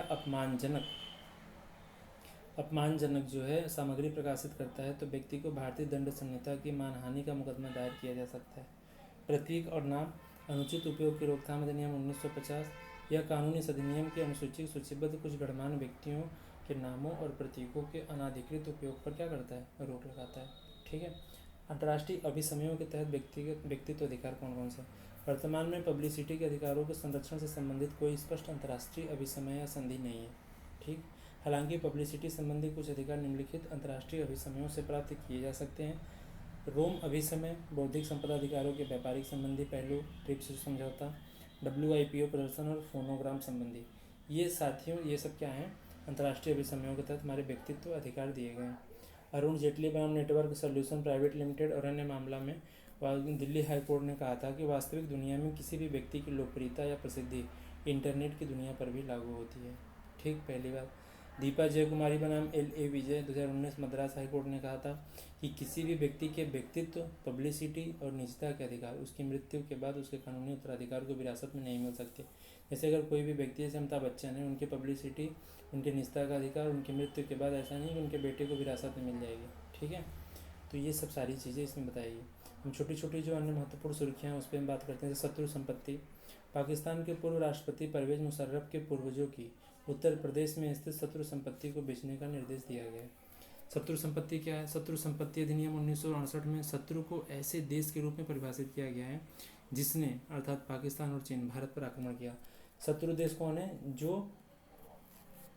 शत्रु देश कौन है? जो हमारे देश पे क्या किए हों, आक्रमण किए हों, उनको हम क्या कहते हैं? शत्रु देश। 1968 में शत्रु को ऐसे देश के रूप में परिभाषित किया गया जिसने भारत पर आक्रमण किया। तो कौन कौन भारत पर आक्रमण किया? पाकिस्तान और चीन। किसी शत्रु व्यक्ति या शत्रु कंपनी की संपत्ति या उसकी ओर से धारित या प्रबंधित संपत्ति को क्या कहा जाता है? शत्रु संपत्ति। इस अधिनियम को 17 के संशोधन द्वारा शत्रु की परिभाषा से विस्तार किया गया, जिसमें निम्नलिखित शामिल होते हैं। शत्रु का कानूनी उत्तराधिकारी, चाहे वह भारत का नागरिक हो या न हो, किसी ऐसे देश का नागरिक हो जो शत्रु देश न हो, कोई भी शत्रु देश जिसने भले ही अपनी राष्ट्रीयता बदल ली हो, ये क्या है? ये शत्रु की परिभाषा में शामिल किए गए। ठीक है। भुला दिए जाने का अधिकार, भुला दिए जाने का अधिकार, right to be forgotten. Supreme court ने डिजिटल प्राइवेसी यानी डिजिटल दुनिया में निजता की रक्षा से संबंधित भुला दिए जाने के अधिकार के मुद्दे पर सुनवाई करेगा। भुला दिए जाने का अधिकार के बारे में समझते हैं। इसे डेटा मिटाने का अधिकार भी कहा जाता है। इसका मतलब है कि कोई व्यक्ति किसी संगठन से अपने व्यक्तिगत डेटा को मिटाने का अनुरोध कर सकता है। भुला दिए जाने का अधिकार मतलब है, इसे डेटा मिटाने का अधिकार भी कहा जा सकता है। इसमें क्या होता है कि कोई भी व्यक्ति किसी संगठन से अपने व्यक्तिगत डेटा को मिटाने का अनुरोध कर सकता है। यह अधिकार तब लागू होता है जब व्यक्ति को डेटा का जो उपयोग है वो आवश्यक नहीं रह जाता जिसके लिए उसे एकत्र किया गया था, जब व्यक्ति का डेटा प्रोसेस के लिए अपनी सहमति वापस ले लियो। भुला दिए जाने के अधिकार की उत्पत्ति फ्रांसीसी न्यायशास्त्र में उल्लिखित विस्मृत ओब्लिवियन के लिए किए जाने के अधिकार से हुई है। हालांकि भुला दिए जाने का अधिकार एक पूर्ण या निरपेक्ष अधिकार नहीं है। इसमें अपवाद भी बहुत सारे शामिल हैं। जस्टिस KS पुट्टास्वामी मामले में सुप्रीम कोर्ट ने भुला दिए जाने के अधिकार को संविधान के अनुच्छेद 21 के तहत जीवन के अधिकार के हिस्से के रूप में मान्यता दी थी। ठीक है। डिजिटल व्यक्तिगत डेटा संरक्षण अधिनियम भुला दिए जाने के अधिकार का उल्लेख नहीं है। यूरोप की जनरल डेटा प्रोटेक्शन रेगुलेशन कानून में भुला दिए जाने के अधिकार को शामिल किया गया। तीसरी चीज़ हम नेक्स्ट समझते हैं, इनर लाइन परमिट। नागालैंड सरकार ने दीपापुर, चुमुकेदिमा और न्यूलैंड जिलों के लिए इनर लाइन परमिट को लागू करने के लिए मंजूरी दे दी है। अब इनर लाइन परमिट के बारे में हम समझते हैं। यह सरकार द्वारा जारी एक आधिकारिक यात्रा दस्तावेज होता है जो भारतीय नागरिकों को सीमित अवधि के लिए संरक्षित क्षेत्रों में जाने की अनुमति देता है। जैसे कोई भी व्यक्ति है किसी भी संरक्षित क्षेत्र में अगर यात्रा करता है तो ये इनर लाइन परमिट उसको दे दी जाती है, एक दस्तावेज होता है। तो ILP प्रणाली का उद्देश्य भारत की जो अंतर्राष्ट्रीय सीमाओं के निकट आवागमन को विनियमित करना है। आधिकारिक तौर पर उपयोग इसका कब होता है? पूर्वोत्तर भारत की जनजातीय संस्कृतियों की रक्षा किया जाता है। उत्पत्ति इसकी कब हुई थी? 1873 के Bengal eastern frontier regulation BEFR act से इसकी उत्पत्ति हुई थी। इसकी प्रकार क्या क्या है? एक, पर्यटकों के लिए अन्य दीर्घकालिक प्रवास, अक्सर रोजगार के उद्देश्य के लिए। और इसके अंतर्गत आने वाले राज्य कौन कौन से हैं? अरुणाचल प्रदेश, मिजोरम, नागालैंड और मणिपुर। ठीक है। क्योंकि ये कहाँ है? ये हमारे जो है पूर्वोत्तर राज्य हैं, साथ ही साथ ये हमारे विदेशों से सटे हुए राज्य भी हैं। ठीक। IPL के पात्र नहीं है। भारतीय जो 6 महीने से अधिक समय से विदेश में रह रहे हैं वो इसके पात्र नहीं होंगे। जो PIO कार्ड धारक हैं, जो SUI कार्ड धारक हैं, वो भी इससे संरक्षित प्रवेश करने के लिए विशेष अनुमति लेनी होगी। ठीक है। संरक्षित क्षेत्र परमिट, प्रबंधित क्षेत्र परमिट क्या होती है? विदेशी विषयक संरक्षित आदेश 1958 के तहत राज्य की इनर लाइन वाले क्षेत्रों और अंतर्राष्ट्रीय सीमाओं के बीच आने वाले क्षेत्रों को संरक्षित क्षेत्र घोषित किया गया है। वर्तमान में संरक्षित क्षेत्र निम्नलिखित राज्यों में स्थित है: अरुणाचल प्रदेश में, हिमाचल प्रदेश, जम्मू कश्मीर, राजस्थान, उत्तराखंड के कुछ हिस्से तथा संपूर्ण सिक्किम में। ठीक है। विदेशी विषयक प्रतिबंधित क्षेत्र आदेश 1963 के तहत प्रतिबंधित के रूप में घोषित क्षेत्रों में अंडमान और निकोबार द्वीप समूह तथा सिक्किम भी शामिल है। किसी विदेशी व्यक्ति को सामान्यतः संरक्षित प्रतिबंधित क्षेत्र में तब तक जाने की अनुमति नहीं दी जाती जब तक कि सरकार को यह संतोष न हो जाए कि ऐसी यात्रा को उचित ठहराने के लिए ठोस कारण मौजूद है। भूटान के नागरिक को छोड़कर प्रत्येक विदेशी व्यक्ति को जो किसी संरक्षित या प्रतिबंधित क्षेत्र में प्रवेश करना और रहना चाहता है, उसे सक्षम प्राधिकारी को विशेष परमिट प्राप्त करना आवश्यक है। मतलब भूटान के नागरिक आराम से कर सकते हैं, लेकिन भूटान के नागरिक को छोड़कर प्रत्येक विदेशी व्यक्ति जो यहाँ पे रहना और प्रवेश करना चाहता है, उसे अधिकारी के सामने परमिट लेनी पड़ेगी। ठीक, तो ये यहाँ पे हम विभिन्न चीज़ों को समझे हैं। नेक्स्ट वीडियो में हम केंद्र राज्य संबंध के बारे में चर्चा करेंगे और हम अब देखेंगे कि आखिर में केंद्र राज्य संबंध से संबंधित ऐसे कौन कौन से मुद्दे हैं जो हमारे करंट में उभर कर सामने आए हैं। चलिए इतना वीडियो में बहुत बहुत धन्यवाद आपका। Thank you.